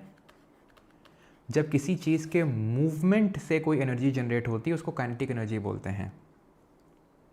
गतिज ऊर्जा, किसी चीज़ की गति की वजह से, इनमें गति है, ये आएंगे और इसको उठा ले जाएंगे और कहीं पे ट्रांसपोर्ट कर देंगे जाके। अब याद करो, सेडिमेंटरी रॉक ट्रांसपोर्ट करके कहीं डिपॉजिट पे तो होगा, और डिपॉजिट होकर क्या बन जाएगा, ऐसे फिर डिपॉजिट होगा, फिर डिपॉजिट होगा, फिर डिपॉजिट होगा, यही पढ़ाया था। लिथेफैक्शन हो जाएगा, लेयर्ड फॉर्म में कौन सी रॉक बन जाएगी, सेडिमेंटरी रॉक। हो गया इरोजन। डाउट तो नहीं है वेदरिंग में? पहले वेदरिंग हुआ, पहला स्टेप था, पहला स्टेप वेदरिंग हुआ, टूट गई, ठीक है, टूट गई। अब पानी वानी आया, उसको बहा के ले जाएगा। अगर वो ग्रेविटी की वजह से हुआ है, ग्रेविटी क्या करती है, ग्रेविटी हवा जो होती है, सॉयल होती, सबको उठा के ले जाती है, ठीक है, उसको बोलते हैं मास मूवमेंट। लेकिन अगर पानी, अगर मैं यहाँ बात करूँ अर्थ फ्लो मड फ्लो में, तो क्या हो रहा है, वो जो मास है वो पानी को लेके जा रहा है। चलो भैया पानी नीचे चलते हैं, ग्रेविटी वो बुला रही है, सब लोग आ जाओ नीचे। यहाँ पे क्या है, पानी जो है, पानी खुद लेके जा रहा है, पानी खुद लेके जा रहा है यहाँ पे, वो जो चीज़, जो रॉक टूटी है उसको। तो अब इस चार्ट पे आओ जरा, अब समझ में आएगा आपको। ये जो चार्ट था, जब आप पढ़ चुके हो तीनों चीज़ें, तो ये रॉक का टूटना है आपको पता है, weathering is not a prerequisite but it adds the mass movement पता है आपको, ये एक्सितु प्रोसेस अभी पता है। क्यों? क्योंकि ये इसमें मूवमेंट हो रहा है, उसकी ओरिजिनल प्लेस चेंज हो रही है। एजेंट क्या होते हैं, इरोजन के एजेंट क्या होते हैं, कटाव परिवहन के क्या एजेंट होते हैं, हवा, वाटर, हिमनद यानी ग्लेशियर, जो सी वेव्स हैं यानी कि जो समुद्र की जो वेव्स धाराएं चलती हैं वो। अब इन सब से क्या क्या लैंड फॉर्म बनते हैं, क्योंकि जब ये पानी जाएगा तो किसी चीज़ को तोड़ेगा, और उस जिस चीज़ को तोड़ा उसको कहीं पे जाके डिपॉजिट करेगा, उस चीज़ को कहीं पे डिपॉजिट करेगा, और डिपॉजिट करेगा तो डिपोजिशन होगा, तो एक अलग तरह की आकृति बनेगी, जो हम कल पढ़ेंगे लैंड फॉर्म में।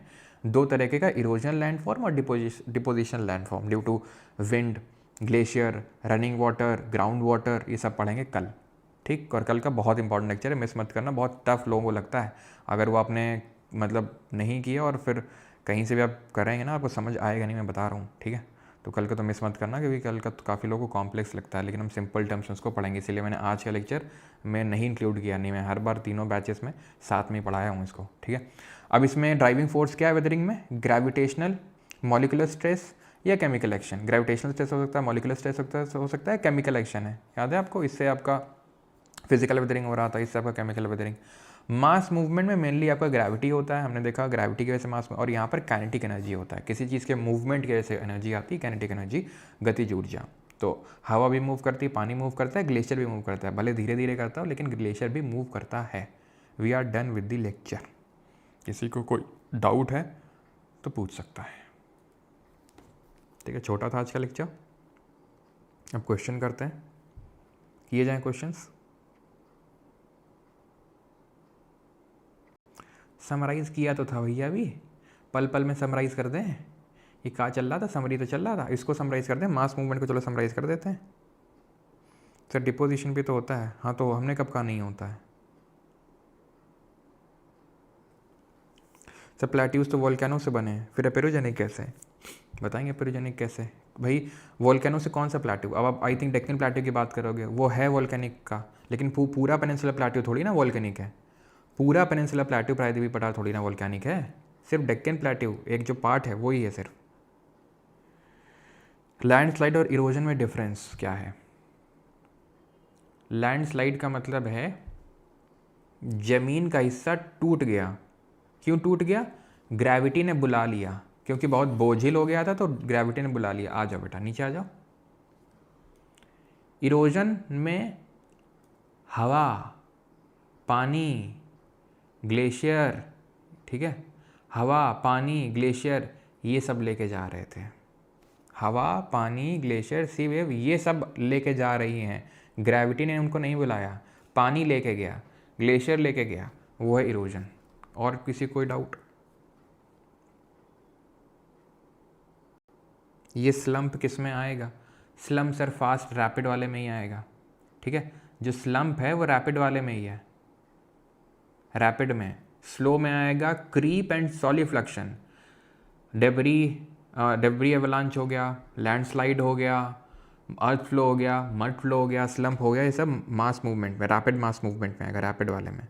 एवलांच रिपीट कर दो, जिस तरीके से ज़मीन गिरती है उसी तरीके से बर्फ़ का जो पहाड़ एक तरह से गिरता है, बर्फ़ जब गिरती है उसको हम बोलते हैं एवलांच।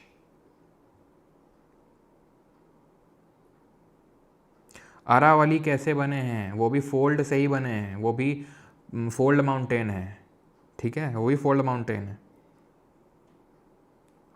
लेकिन अभी क्या है, एक्सोजेनिक फोर्सेस के लगने की वजह से बहुत वो हो गए हैं, ठीक है। फर्स्ट टाइम सीधा दिमाग के अंदर घुसा है, अच्छा। स्लम्प में पीछे की तरफ, अब क्या आपको समझ नहीं आ रहा, मैं हिंदी में ही तो बोल रहा हूँ, हिंदी में तो बोल रहा हूँ कि ये इस तरीके का शेप होता है तो पीछे की ओर पलट जाता है, ये पलट जाता है, उसको हम बोलते हैं स्लम्प, ठीक है। आई थिंक आप ये शायद पूछ रहे होगे कि स्लम्प को हिंदी में क्या बोलते हैं, राइट। तो स्लम्प को हिंदी में शायद क्या बोलते हैं, अरे नाम याद नहीं आ रहा, स्लम्प को क्या बोलते हैं, किसी को पता है, खिसकना ही होगा, या तो आई थिंक स्लम्प ही बोलते होंगे हिंदी में भी, हिंदी में भी इसका नाम स्लम्प ही होगा, ऐसा कुछ अलग से नहीं होगा, नहीं तो अगर होता तो मुझे याद आ जाता, ठीक है, होता नहीं है इसमें, ठीक। चलो भाई, तो अब आगे बढ़ें, और जिन लोगों को recorded lectures, quizzes, weekly quiz, hand written notes, digital notes, सब कुछ चाहिए हो टेलीग्राम का एक्सेस, तो आप यहाँ पे हाँ बैच में सब्सक्रिप्शन ले सकते हैं। ये कॉम्बो बैच है जिसमें कि आपको दोनों मिल जाएंगे, ठीक है, 4.0 भी और इंग्लिश भी, ऑलराइट। Thank you. इसके लिए कूपन है फरमार 4.0। थैंक यू कुछ नहीं, भी क्वेश्चन लगाने हैं, ठीक है। और कल हम करेंगे लैंड फॉर्म। ये आप आज समझ लो कि वार्म अप हुआ, इससे भी क्वेश्चंस बनते ही बनते हैं, जैसे मैंने आपको बताया। इससे आप ये समझ लो कि इस टॉपिक से अभी जो एग्ज़ाम हुआ स्टेनो वगैरह में, उसमें कम से कम 7-8 क्वेश्चन तो बने ही होंगे, ठीक है। ठीक, चलो करो ज़रा, लेकिन सबसे पहले घबराना नहीं है आपने, ठीक है, क्वेश्चन करते वक्त। Consider the following statement with reference to salt weathering. Salt in rocks expand due to thermal action, hydration, and crystallization. Salt like calcium, sodium, magnesium, barium have a tendency to expand. Salt weathering is a typical example of chemical weathering. CAPO 2025 का question है, question को सही करें और सीधा assistant commandant की post पाएं तुरंत अभी, ठीक है।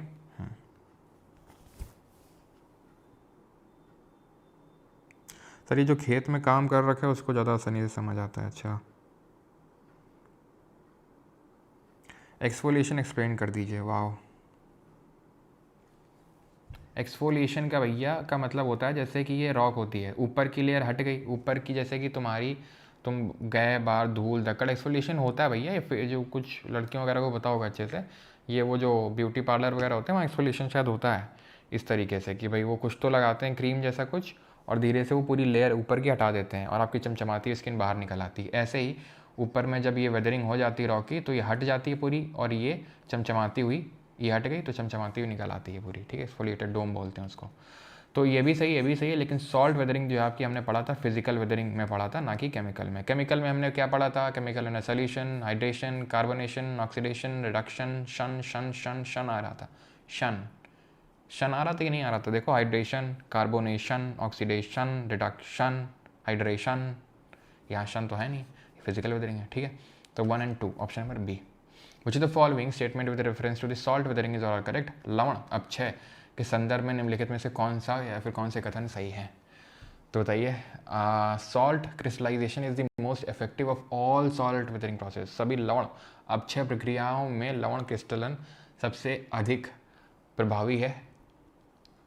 Salt crystal growth is more effective over sedimentary rock as compare to igneous rock. आग्नेय शैलों की तुलना में अवसादी शैलों में लवण क्रिस्टल रवों में वृद्धि क्रिस्टल ग्रोथ अधिक प्रभावी होता है, बताइए। Salt crystallization is the most effective of all the salt weathering process, true. बताया था मैंने आपको, सॉल्ट वेदरिंग में सबसे इफेक्टिव होता है सॉल्ट क्रिस्टलाइजेशन, जब हम लोगों ने पढ़ा था कि क्रिस्टल्स बनते हैं, एक्सपेंशन होता है। Salt crystal growth is more effective over sedimentary rock as compare to igneous rock, तो ये भी सही होगा, ऑप्शन नंबर सी, बोथ 1 और 2। Exfoliation in rocks can occur due to forces induced by carbonation, oxidation, temperature changes, बताइए sir जी।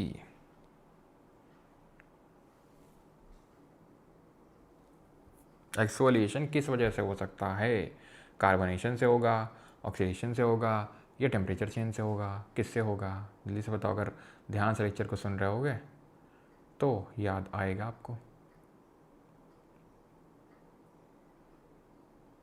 कि क्यों हो रहा था। याद करो, फिजिकल वेदरिंग में हमने पढ़ा था एक्सफोलिएशन। फिजिकल वेदरिंग में जब टेम्परेचर क्या हो रहा था, टेम्परेचर चेंज एंड एक्सपेंशन हो रहा था, उसकी वजह से, ऑप्शन नंबर सी। सिंपल से ये भी दिमाग लगा सकते हो कि अगर ऑक्सीडेशन होगा तो कार्बोनेशन भी होगा, क्योंकि दोनों एक तरीके से देखें तो हम केमिकल वेदरिंग के प्रकार हैं, ठीक है, लेकिन ऐसा होता है नहीं, ठीक है। तो सही आंसर यहाँ पे क्या होगा?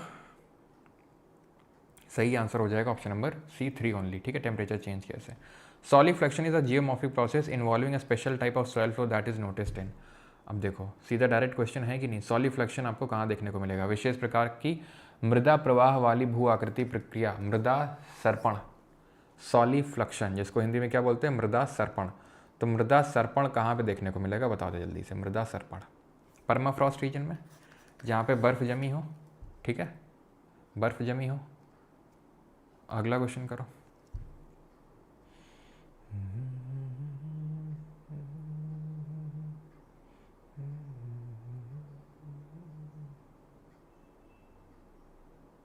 कर लिया, चलो। तो which of the following is not type of chemical weathering? Carbonation, ठीक है, हाइड्रेशन, ऑक्सीडेशन, हाइड्रोलिसिस भी होता है, हाइड्रेशन के अंदर रख सकते हैं। सॉल्ट क्रिस्टल ग्रोथ अभी हमने पढ़ा है, फिजिकल वेदरिंग होती है, ठीक है। Which of the following is not an example of chemical weathering? Again वही सेम क्वेश्चन ही है क्या? अच्छा, क्वेश्चन सेम ही है लेकिन एग्जाम अलग है, क्योंकि एग्जाम क्वेश्चन रिपीट होते हैं, यही फ़ायदा होता है PYQs लगाने का। तो ये भी होता है, एसिड एक्शन भी होता है, ऑक्सीडेशन भी होता है। एसिड एक्शन पढ़ा था हमने, एसिड एक्शन मतलब वही कार्बोनेशन रख सकते हो, ठीक है। सॉल्ट क्रिस्टल ग्रोथ नहीं होती है। करो अगला क्वेश्चन।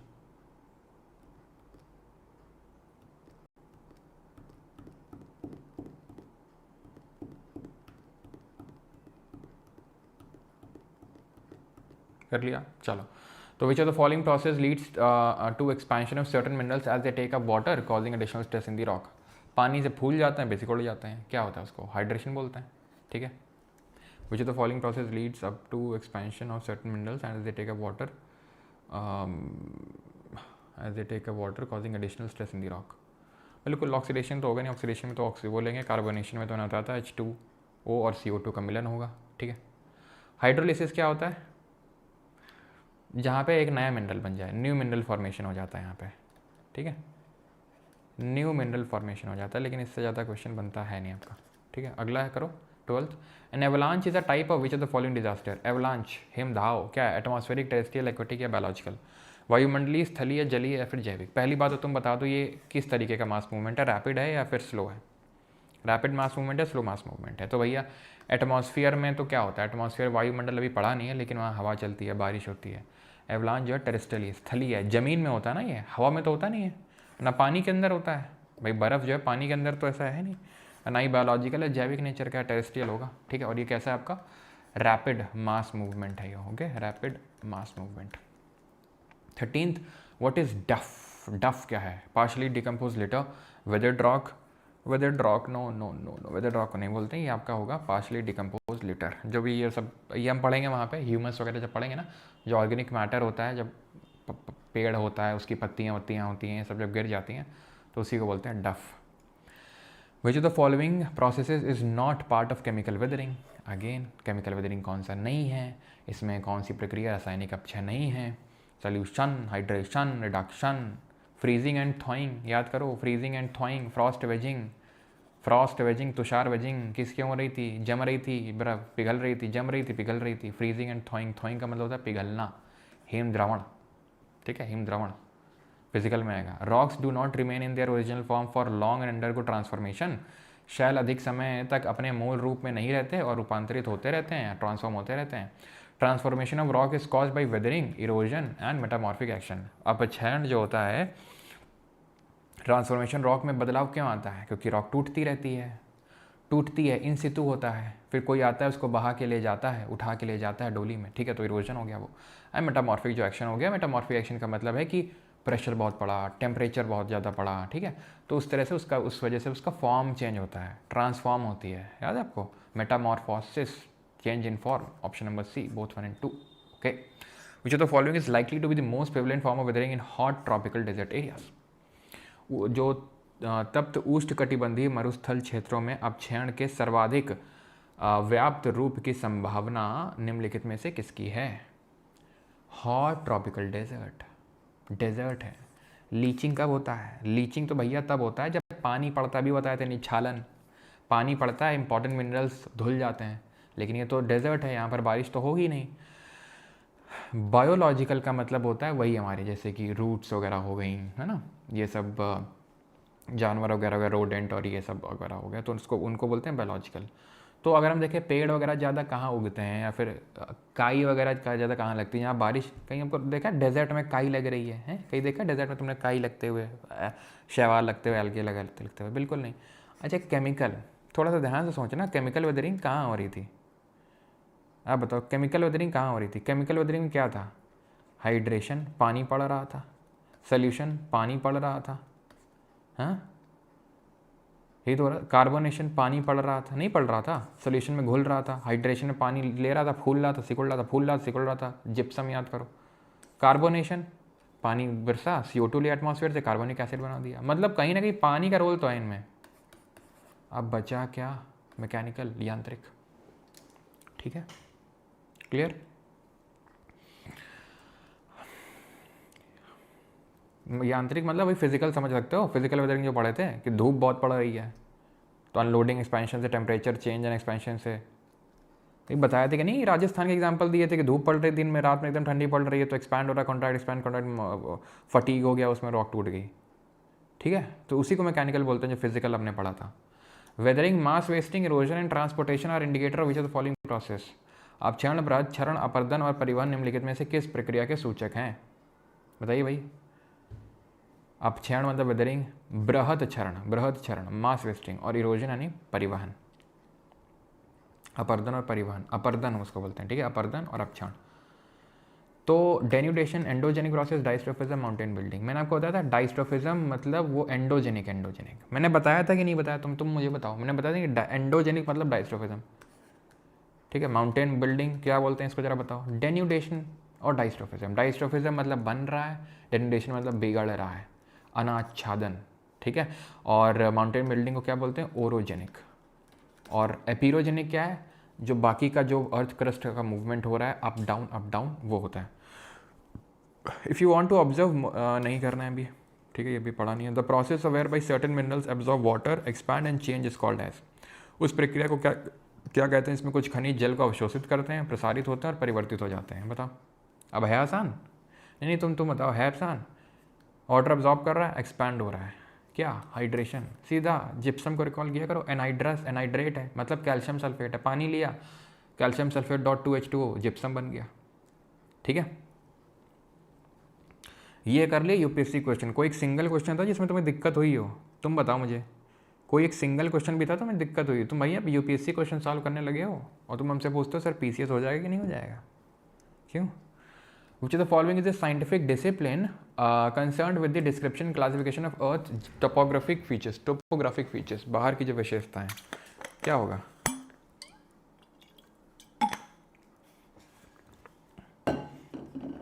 एसएससी तक तो ठीक था, यूपी बीसीएस में भी अपना दबदबा बना लिया है। देखें पेपर शेयर करेंगे जो आपका वो प्राइवेट टेलीग्राम ग्रुप है, उसमें क्वेश्चन शेयर करेंगे अगर इसके मिलेंगे तो, ठीक है। तो भैया क्या अभी पढ़ा हमने को? जियोमॉर्फोलॉजी, ठीक है। और इथोलॉजी क्या होता है? जो एनिमल बिहेवियर की स्टडी होती है, एनिमल बिहेवियर। चलो, विच of the following is identified, IB security assistant का क्वेश्चन है इसी बार का। आइडेंटिफाइड एज अ स्ट्रक्चरल और land use major that can effectively help mitigate दिया, ठीक है। ये तो बेसिक सा क्वेश्चन है यार, ये इसका कोई लेना देना इससे नहीं है, ये मेरे लिए डिजास्टर मैनेजमेंट का है, ठीक है। मतलब कि बोल रहा है कि इनमें से किसे संरचनात्मक या भूमि उपयोग उपाय के रूप में पहचाना गया है जो भारत में बाढ़ के प्रतिकूल प्रभावों को प्रभावी ढंग से कम करने में मदद करता है। Encourage, settle, promote further human activities in the river. तुम खुद सोचो, जहाँ बाढ़ आ रही है वहीं पे तुम लोगों को रहने के लिए बोल दोगे तो डिजास्टर बढ़ नहीं जाएगा। Remove human encroachment from channels and, बिल्कुल बिल्कुल, वहाँ से लोगों को हटाओ जहाँ पे वो रिवर चैनल है। जैसे रिवर यहाँ से फ्लो हो रहा है, वहीं पे लोग अगर घर बसाएंगे उसी किनारे तो ज़्यादा चांसेस है डिजास्टर के। सिंपल, तो ऑप्शन पर B. Which geomorphological factor mainly explains why the western coastal plain. ये देख रहे हो कितना लेटेस्ट क्वेश्चन लिया गया, अभी जो एग्जाम हुआ है महीने भर पर भी नहीं हुए होंगे। Why the western coastal plain are नहीं करना है अभी, ये मतलब लेटेस्ट तो है लेकिन रेलेवेंट नहीं। स्टेनो में इसी बार के स्टेनो का भी बताया नहीं, ये जो नया पैटर्न आया है एडिक्विटी बेस्ड, तो उसमें ये अभी ये जो चैप्टर है ना, ये जो हमने आज पढ़ा और जो कल पढ़ेंगे उससे काफ़ी क्वेश्चन देखने को मिले हैं, देख लो। तो ये वही चार्ट है भैया, वही चार्ट है ये, वेदरिंग, काइनेटिक एनर्जी की ज़रूरत है ना ना ना ना वेदरिंग एक इन सितु प्रोसेस है, इसको ग्रेविटेशनल मॉलिकुलर और केमिकल एक्शन की ज़रूरत है ज़रूरत। ये हिंदी में लो सवाल, तुम नहीं ये बोलोगे ले लो RIP हिंदी मीडियम। अपक्षय द्रव्यमान संचलन, तो अपक्षय वेदरिंग के लिए गुरुत्वाकर्षण, आणविक तनाव और रासायनिक क्रियाओं की ज़रूरत पड़ती है। द्रव्यमान संचलन हो रहा है, मास मूवमेंट हो रहा है, मास मूवमेंट के लिए क्या भैया ग्रेविटी चाहिए थी। कटाव और परिवहन, इरोजन एंड ट्रांसपोर्टेशन के लिए एनर्जी चाहिए, गतिज ऊर्जा, काइनेटिक एनर्जी। आया 2 3 1, ठीक है। डेन्यूडेशन का मतलब क्या होता है, जितने भी एक्सोजेनिक प्रोसेस होते हैं जिससे कि वियर एंड टियर होता है, ठीक है, उसको हम एक्सटर्नल फोर्सेस में रखते हैं, external forces acting on the earth surface, D का 4। तो 2 3 1 4, 2 3 1 4 ऑप्शन नंबर A, ठीक है, क्लियर हो गया। चलो इसको कर दो अगेन, स्टेनो 2025, देख रहे हो इतना लेटेस्ट क्वेश्चन उठा के लेके आए हैं और आग में खेल के लेके आए बेटा। तुम्हें पता है SSC का नोटिस है, कोई भी करवाए करोड़ों का जुर्माना लगेगा क्वेश्चन, समझ रहे हो बेटा, करोड़ों का माल लीक कर रहे हैं यहाँ पे ठीक है, समझ रहे हो कि अगर कुछ हुआ तो इसे करोड़ों रुपए भरने पड़ेंगे मेरे को, लेकिन मैं तो तुम्हें क्वेश्चन करवा के मानूंगा। Diastrophism includes all process that move, elevate और build up portions of the earth crust. बनती हैं exogenic process, derive their energy from the earth atmosphere in influence और by solar energy in tectonic gradients. Sir ये tectonic plate तो अंदर होती है, तो सर बेटा टेक्टोनिक ग्रेडियंट का मतलब है स्लोप, ढलान है वो, ग्रेडियंट पूरा पढ़ो, ढलान है वो, ठीक है। अब आंसर इसका क्या हो गया, लेकिन अगर मैं तुमसे पूछ लूँ, बोल दूँ स्टेटमेंट 1 है असर्शन, काफ़ी लोग देख रहे 14,000 से 4,000 गायब हो गए। चलो भाई चलते हैं इंस्टाग्राम चलाते हैं, क्या ही रखा है क्वेश्चन में, और फिर आके रोना पीटना मचाएंगे, ये स्टेटमेंट वाला क्वेश्चन पूछ लिया, ये वाला क्वेश्चन पूछ लिया। पिछली बार भी क्वेश्चन तो करवाई थे हमने UPSC वाले, लेकिन वो बाद में करवाया करते, तभी पहले करवाते हैं, तो उन्हीं का रोना मचा था। ये जो भागते हैं ना तुरंत, पता नहीं कहाँ भागना है, किससे मिलने जाना है, खैर ये मैंने बोल दिया, ये रीज़न है। अब तुम बताओ, 2 ऑप्शन देता हूँ, पहला दोनों सही है और रीज़न सही एक्सप्लेनेशन है असर्शन का, दोनों सही है और रीज़न गलत एक्सप्लेनेशन है असर्शन का, क्या होगा A या B, बताओ A या B क्या होगा, बताओ जल्दी से। आप इतना भी नहीं कर सकते हमारे लिए 1 करोड़, अरे तो कर तो रहे हैं, इसीलिए किसने बोला नहीं कर रहे हैं, इसलिए तो कर रहे हैं।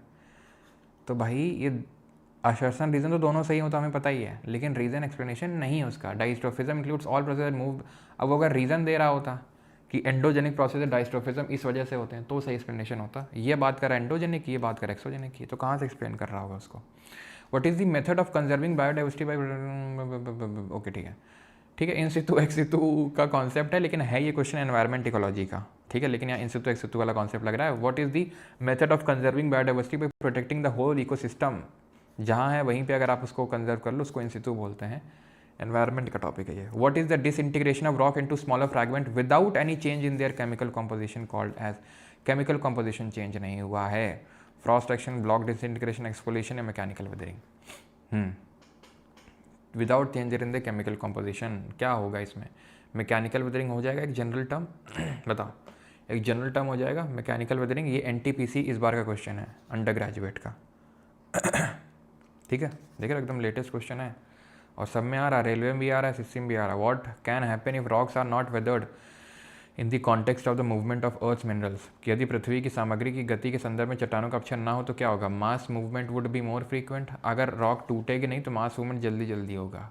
क्या लॉजिक है भाई, क्या लॉजिक है इस चीज़ का। मैंने तो ये बोला था कि वेदरिंग भले is not a pre requisite for the mass movement but it adds the mass movement, mass movement की सहायता करती है, तो अगर वेदरिंग होगा तो मास मूवमेंट ज़्यादा होने लगेगा, समझ आए। सॉयल फर्टिलिटी वुड इम्प्रूव, नहीं इम्प्रूव होगी, क्यों, इरोजन वुड इंक्रीज, इरोजन होगा ही नहीं। अब भैया तुम मुझे बताओ, पानी आ रही है, रॉक ऐसे पानी आ रही है, पानी चला जाएगा यहाँ से। अब अगर वो रॉक टूटी हुई है तो आराम से, क्योंकि वो रॉक डिसइंटीग्रेटेड है अपनी ओरिजिनल रॉक से, आओ भैया ले चलें तुमको, समझ रहे हो, तो erosion would be insignificant. Soil fertility का सर इससे करने देना बेटा, बहुत लेना देना है। रॉक थी, रॉक मिनरल से बनी थी, ये टूटेगी और टूटेगी, यही धीरे धीरे मिट्टी बन जाती है सर, यही मिट्टी बनती है, चट्टान से ही मिट्टी बनती है, ये सॉइल टॉपिक पढ़ेंगे तो वहाँ देखेंगे। तो समझ गया, सर चट्टान से ही मिट्टी बनती है। तो अगर चट्टान टूटेगी नहीं तो मिट्टी कहाँ से उतनी ज़्यादा बनेगी, तो सॉइल फर्टिलिटी उतनी इंप्रूव नहीं होगी। ठीक है। Which type of weathering is primarily involve in the enrichment of bauxite and other ores. तो जो बॉक्साइट होती है, अभी हम जब मिनरल टॉपिक पढ़ेंगे तो उसमें देखेंगे बॉक्साइट एल्यूमिनियम की ओर होती है, एल्यूमिनियम का एक ठीक है ओर होता है। तो कौन सी टाइप ऑफ वेदरिंग है जो बॉक्साइट और बाकी और की एनरिचमेंट करती है, उनमें वो डालती है, एनरिच करती है। भाई बायोलॉजिकल तो कैसे ही कर पाएगी एनरिचमेंट, ग्लेशियल भी नहीं करेगी, मैकेनिकल भी नहीं करेगी, केमिकल वेदरिंग करेगी। ठीक, क्यों? क्योंकि इसमें केमिकल्स ऑल्टर होंगे, उनका कॉम्पोजिशन चेंज होगा, हाइड्रोलिसिस होगा। ठीक है, क्लियर है। जो सॉल्यूबल मिनरल्स हैं, जो सॉल्यूबल पार्टिकल हैं, वो सॉल्यूशन बन के वो बह जाएंगे, वो निकल जाएंगे। बचेगा क्या? सिर्फ एकदम पक्का ओर बचेगा। तो ओर के अंदर एल्यूमिनियम तो घुलेगा नहीं, जो कार्बोनेट बाइकार्बोनेट जो भी रॉक हैं, चट्टान जो सॉफ्ट है, जो मतलब का नहीं, वो बह जाएगा। बचेगा क्या? ओर। तो ओर का क्या हो गया? एनरिचमेंट हो गया, एनरिचमेंट हो गया उसका। समझ रहे हो कैसे एनरिचमेंट हुआ? जैसे इसमें एल्यूमिनियम है और बाकी क्या है, तो बाकी क्या है, वो इधर उधर हट जाएगा, चला जाएगा, पानी में घुल जाएगा, तो बचेगा क्या? वो बचेगा। ठीक है, ऐसा नहीं कि पूरा ही बस मेटल ही मेटल चमचमाता हुआ मिल जाएगा, लेकिन उसका भी रिफाइनिंग तो करना ही पड़ता है। Which weathering process involve the peeling of rock layers due to temperature variation. NTPC इसी बार का पील हो रहा है। अब तुम बताओ तो जरा, गलत आंसर तुमने दिया अगर, और देख के मत आंसर देना, बता रहे हैं। हाँ, नहीं पाप लगेगा। छुट्टी दीजिए ना सर अब। हाँ तो जाओ, किसने मना किया है? छुट्टी है तुम्हारी, दिवाली की छुट्टी शुरू हुई यहाँ से तुम्हारी। सर आपकी आवाज़ धीरे आती है, सभी बोलो सर को। अच्छा मुकेश, ए, हाँ मतलब समझ गए हो तुम लोग, चलो अच्छी बात है। ए समझ रहे हो किस तरीके से पीलिंग हो रही है, जैसे वो क्रीम वीम के वो एडवर्टाइज आते हैं कि पील कर दो अपनी ऊपर, ना इस तरह का कुछ तो आता है। तो एक्सफोलिएशन, वो पील हो रहा है ऊपर का लेयर। 35 तक करेंगे, ठीक है। Exfoliation is the form of, exfoliation क्या है? फिजिकल वेदरिंग, केमिकल है, मास वेस्टिंग है, बायोलॉजिकल है? बताओ अभी, बायोकेमिकल है, क्या है? क्या है, याद आएगा? ठीक, what is the meaning of the term rain? नहीं पढ़ा है, कल पढ़ेंगे। The process that moves, elevates और build up portion of earth crust is called as move, build, move, elevate और build up portion of the earth. हमारे एक maths के सर थे, मैथ्स के sir class 9th and 10th में, उसे बोलते थे, हमारे क्लास टीचर थे। Yes class, move move. पृथ्वी की पपड़ी के कुछ होता ना था, वो याद है तुम लोग को? लाइन में लग जाओ सभी लोग, लग गए ना? Yes class, move. ठीक है, तो डेन्यूडेशन, वेदरिंग, वॉल्केनिज्म, डाइस्ट्रोफिज्म। तो प्रोसेस दैट मूव्स, एलिवेट्स और build up, that is called as diastrophism. Option number D. ठीक है, डेन्यूडेशन का मतलब वो अनाच्छादन हो रहा है, कटाव वटाव हो रहा है वो सब। ठीक है, डिग्रेडेशन हो रहा है, ग्रेडेशन हो रहा है। Okay. 34, which of the following parts the mountain that mountain will receive the ना ना ना ना, ये भी पढ़ा ही नहीं है, पढ़ा ही नहीं है। With reference to the physical feature, अभी पढ़ा ही नहीं है। चलो ठीक है, तो अभी आई थिंक ये आगे वाले जो हैं चीज़ें पढ़ी हुई नहीं है। 3-4 क्वेश्चन है, खुद से लगा सकते हो। ठीक है, नहीं खुद से लगवा ही देते हैं यार, क्या ही छोड़ें हम। Which of the following is a type of shield volcano that is large but not steep and their magma is almost mafic? अब बेटा तुमने अगर गलत किया, तुमको टाइम ट्रैवल करवा के और फ्राइडे में ले जाएंगे और वहीं तुम्हारे झापड़ लगेंगे अब तुम्हारे। ठीक है, तुमने गलत किया इसको भी। ठीक है, बताओ जरा जल्दी से। सही होता है ना, फ्राइडे के दिन ले जाएंगे टाइम ट्रैवल करवा के और वहीं तुम्हारी पिलाई होगी, ध्यान रखना। मैफिक, बेसिक, याद है? मैं, ठीक है, मैफिक, बेसिक, बसाल्टिक, ये तो एक हिंट रहा। दूसरा हिंट, नॉट स्टीप, ढलान नहीं, बह बहुत रहा है, बह बहुत रहा है, बह रहा है, बेसिक है, मैफिक। किलाउआ, मौना लोआ, मौना किलाउआ कहाँ है? हवाई में। कैसा वोल्केनो है? Ring of, Pacific ring of fire में आएगा या हॉटस्पॉट में आएगा? बताओ तो जरा। ये भी ना बताया, मैं फिर से टाइम ट्रैवल करवा के ले जाऊंगा। अब इसमें तो तुम बच गए। ठीक है बेटा, अभी तुम पहले जाओगे किसी दिन काई दे के, तुम्हें हैकतन लग रही उस तरह की में। हवाई कैसा है? हॉटस्पॉट, हॉटस्पॉट वोल्केनिज्म है। हॉटस्पॉट वोल्केनिज्म को क्या बोलते हैं? मैंटल प्लूम, मैंटल के नीचे वाले पार्ट से निकल गया था सीधा सीधा major. Dash is the study of the distribution and movement of, नहीं वैसे तो होता तो हाइड्रोलॉजी है, होता तो हाइड्रोलॉजी है। लेकिन ठीक है, वो हाइड्रोलॉजी जब पढ़ेंगे तो पढ़ेंगे। हाँ, ये भी नहीं पढ़े अभी। होगा इसका आंसर कैटाबैटिक, लेकिन पढ़े नहीं अभी। ये भी नहीं पढ़े। इसका आंसर होगा ब्लॉक माउंटेन, ठीक है। Large areas are broken displace vertical, जब डिस्प्लेसमेंट होता है तो ब्लॉक माउंटेन होता है। अब वही एक कन्फ्यूजन हो सकता है कि भाई एपीरोजेनिक और ब्लॉक माउंटेन, जैसे मैंने शुरू में बताया था, लेकिन एपीरोजेनिक और ब्लॉक अलग अलग होते हैं, ठीक है। ब्लॉक माउंटेन फॉल्ट लाइन के अलॉन्ग बनते हैं, एपीरोजेनिक का उससे लेना देना नहीं होता है। ख़त्म हो गया सर दिवाली होगा, अच्छा यस सर। 34 रिपीट कर दीजिए। क्यों नहीं, क्यों नहीं रिपीट भाई, ये छोड़ने के लिए बोला है भाई। इसमें क्या होता है कि बता देते हैं, जैसे पहाड़ होता है तो समझ सको समझ लो। ऐसे अभी पढ़ाया नहीं, मानसून में एकदम डिटेल में पढ़ेंगे। हवा आएगी यहाँ चढ़ जाएगी, बादल बनाएगी, यहाँ बारिश होगी, यहाँ बारिश नहीं होगी, इसको बोलेंगे विंड वर्ड, इसको बोलेंगे ली वर्ड, ठीक है। चलो तो भैया ये बैच है, ठीक है, और ये कॉम्बो बैच है। ये जो है अलग से अगर लेना है तो ले सकते हो, बाकी दोनों साथ में। पीएसपी सर की क्लास ले रहे हैं ना, कितने लोग ले रहे हैं और कैसा लग रहा है आपकी पीएसपी सर की क्लास बताओ। टेलीग्राम में भी सर सेशन वगैरह ले रहे होंगे कॉन्टिन्यूसली। थैंक यू, धन्यवाद। अच्छा थैंक यू प्रतीक्षा जी, सूर्या, राशि, अरविंद, वरदान, अजय, दिव्या, हर्ष।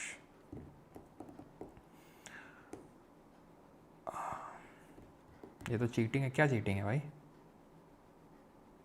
क्लास पीपीटी कहाँ मिलता है? जो लोग बैच का सब्सक्रिप्शन लिए होते हैं वैसे बात उन्हीं को मिलेगा, नहीं तो बोलेंगे नहीं ये हम पागल हैं। फिर एक तो फ्री लाइव स्ट्रीम कर रहे हो आप, ठीक है।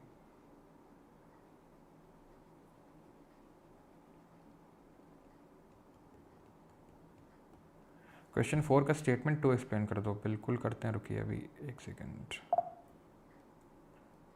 बेटा थर्ड है वो, 4 तो है ही नहीं इसमें question. Third, salt crystal growth is more effective over sedimentary rock as compare to igneous rock. Salt crystal की ग्रोथ जो है वो इफेक्टिव होगी सेडिमेंट्री रॉक में। क्यों? क्योंकि उसमें होती हैं लेयर्स, इसमें होती हैं पोर्स, जिसमें उसको सॉल्ट क्रिस्टल को ग्रो होने का मौका मिलेगा। उसको सॉल्ट क्रिस्टल वहाँ डिपॉजिट होगा, देन ग्रो होगा, ठीक है। अब क्योंकि इसमें लेयर्स होती है ना, लेयर के फॉर्म में होती, तो लेयर्स में ये सॉल्ट डिपॉजिट होगा एंड देन इसकी ग्रोथ होगी। सर आप सेशन लो मतलब समझे नहीं। कल का लेक्चर मिस मत करना, नहीं तो भाई ज़िंदगी भर पछताओगे, समझ नहीं आएगा कि कैसे क्या लैंड फॉर्म कौन सा बन जाता है। ये हमें कभी किसी ने बताया क्यों नहीं, ठीक है। तो कल का यूजुअली लोगों को टफ लगता है, लेकिन आपको आसान लगेगा, ठीक है। और आप फिर अब बोलोगे आसान है। 27 साल होता है, सब ना बता दें पहले से शुरू करके और फिर से करते हैं। What is the disintegration of rock into smaller fragments without any change in chemical composition? बिना केमिकल कॉम्पोजिशन का चेंज हुए अगर होता है तो उसको क्या बोलते हैं? मैकेनिकल वेदरिंग बोलते हैं। सर एक्सफोलिएशन एक तरह का मैकेनिकल ही तो है। हाँ है। ब्लॉक डिसइंटीग्रेशन उसको हाँ रख सकते हैं। फ्रॉस्ट एक्शन में भी फ्रॉस्ट वेजिंग, वो भी तो फिजिकल में पढ़े थे, हाँ पढ़े थे। लेकिन ये तीनों तो मैं टिक करूँगा नहीं अलग अलग। अगर मुझे चारों में कोई सेलेक्ट करना है तो ये सब किसके प्रकार हैं? एक तरीके से मैंने मैकेनिकल वेदरिंग के, तो मैं मैकेनिकल वेदरिंग सेलेक्ट करूँगा ना, सिंपल। वो एक जनरल डेफिनेशन पूछ रहा है किस चीज़ की है ये। 33 रिपीट कर दो बेटा, आज टाइम है इसलिए करवा लो रिपीट। जो तुम बेटा इसको रिपीट करूँ मैं, हैं? थोड़ा शर्म कर लो अब। चलो भाई थैंक यू, धन्यवाद। मिलते हैं कल सुबह 9:30 बजे मस्त नहा धो के। बेटा कल तो बता रहा हूँ आ जाना सभी, और दोस्तों को भी ले गया चले आना जिनको लग, ठीक है। पक्का उनको भी नहीं आता होगा, बता रहे हैं, लेकिन आ जाएगा ये भी बता रहे हैं। तो आ जाते हैं कल सुबह 9:30 बजे, ठीक है।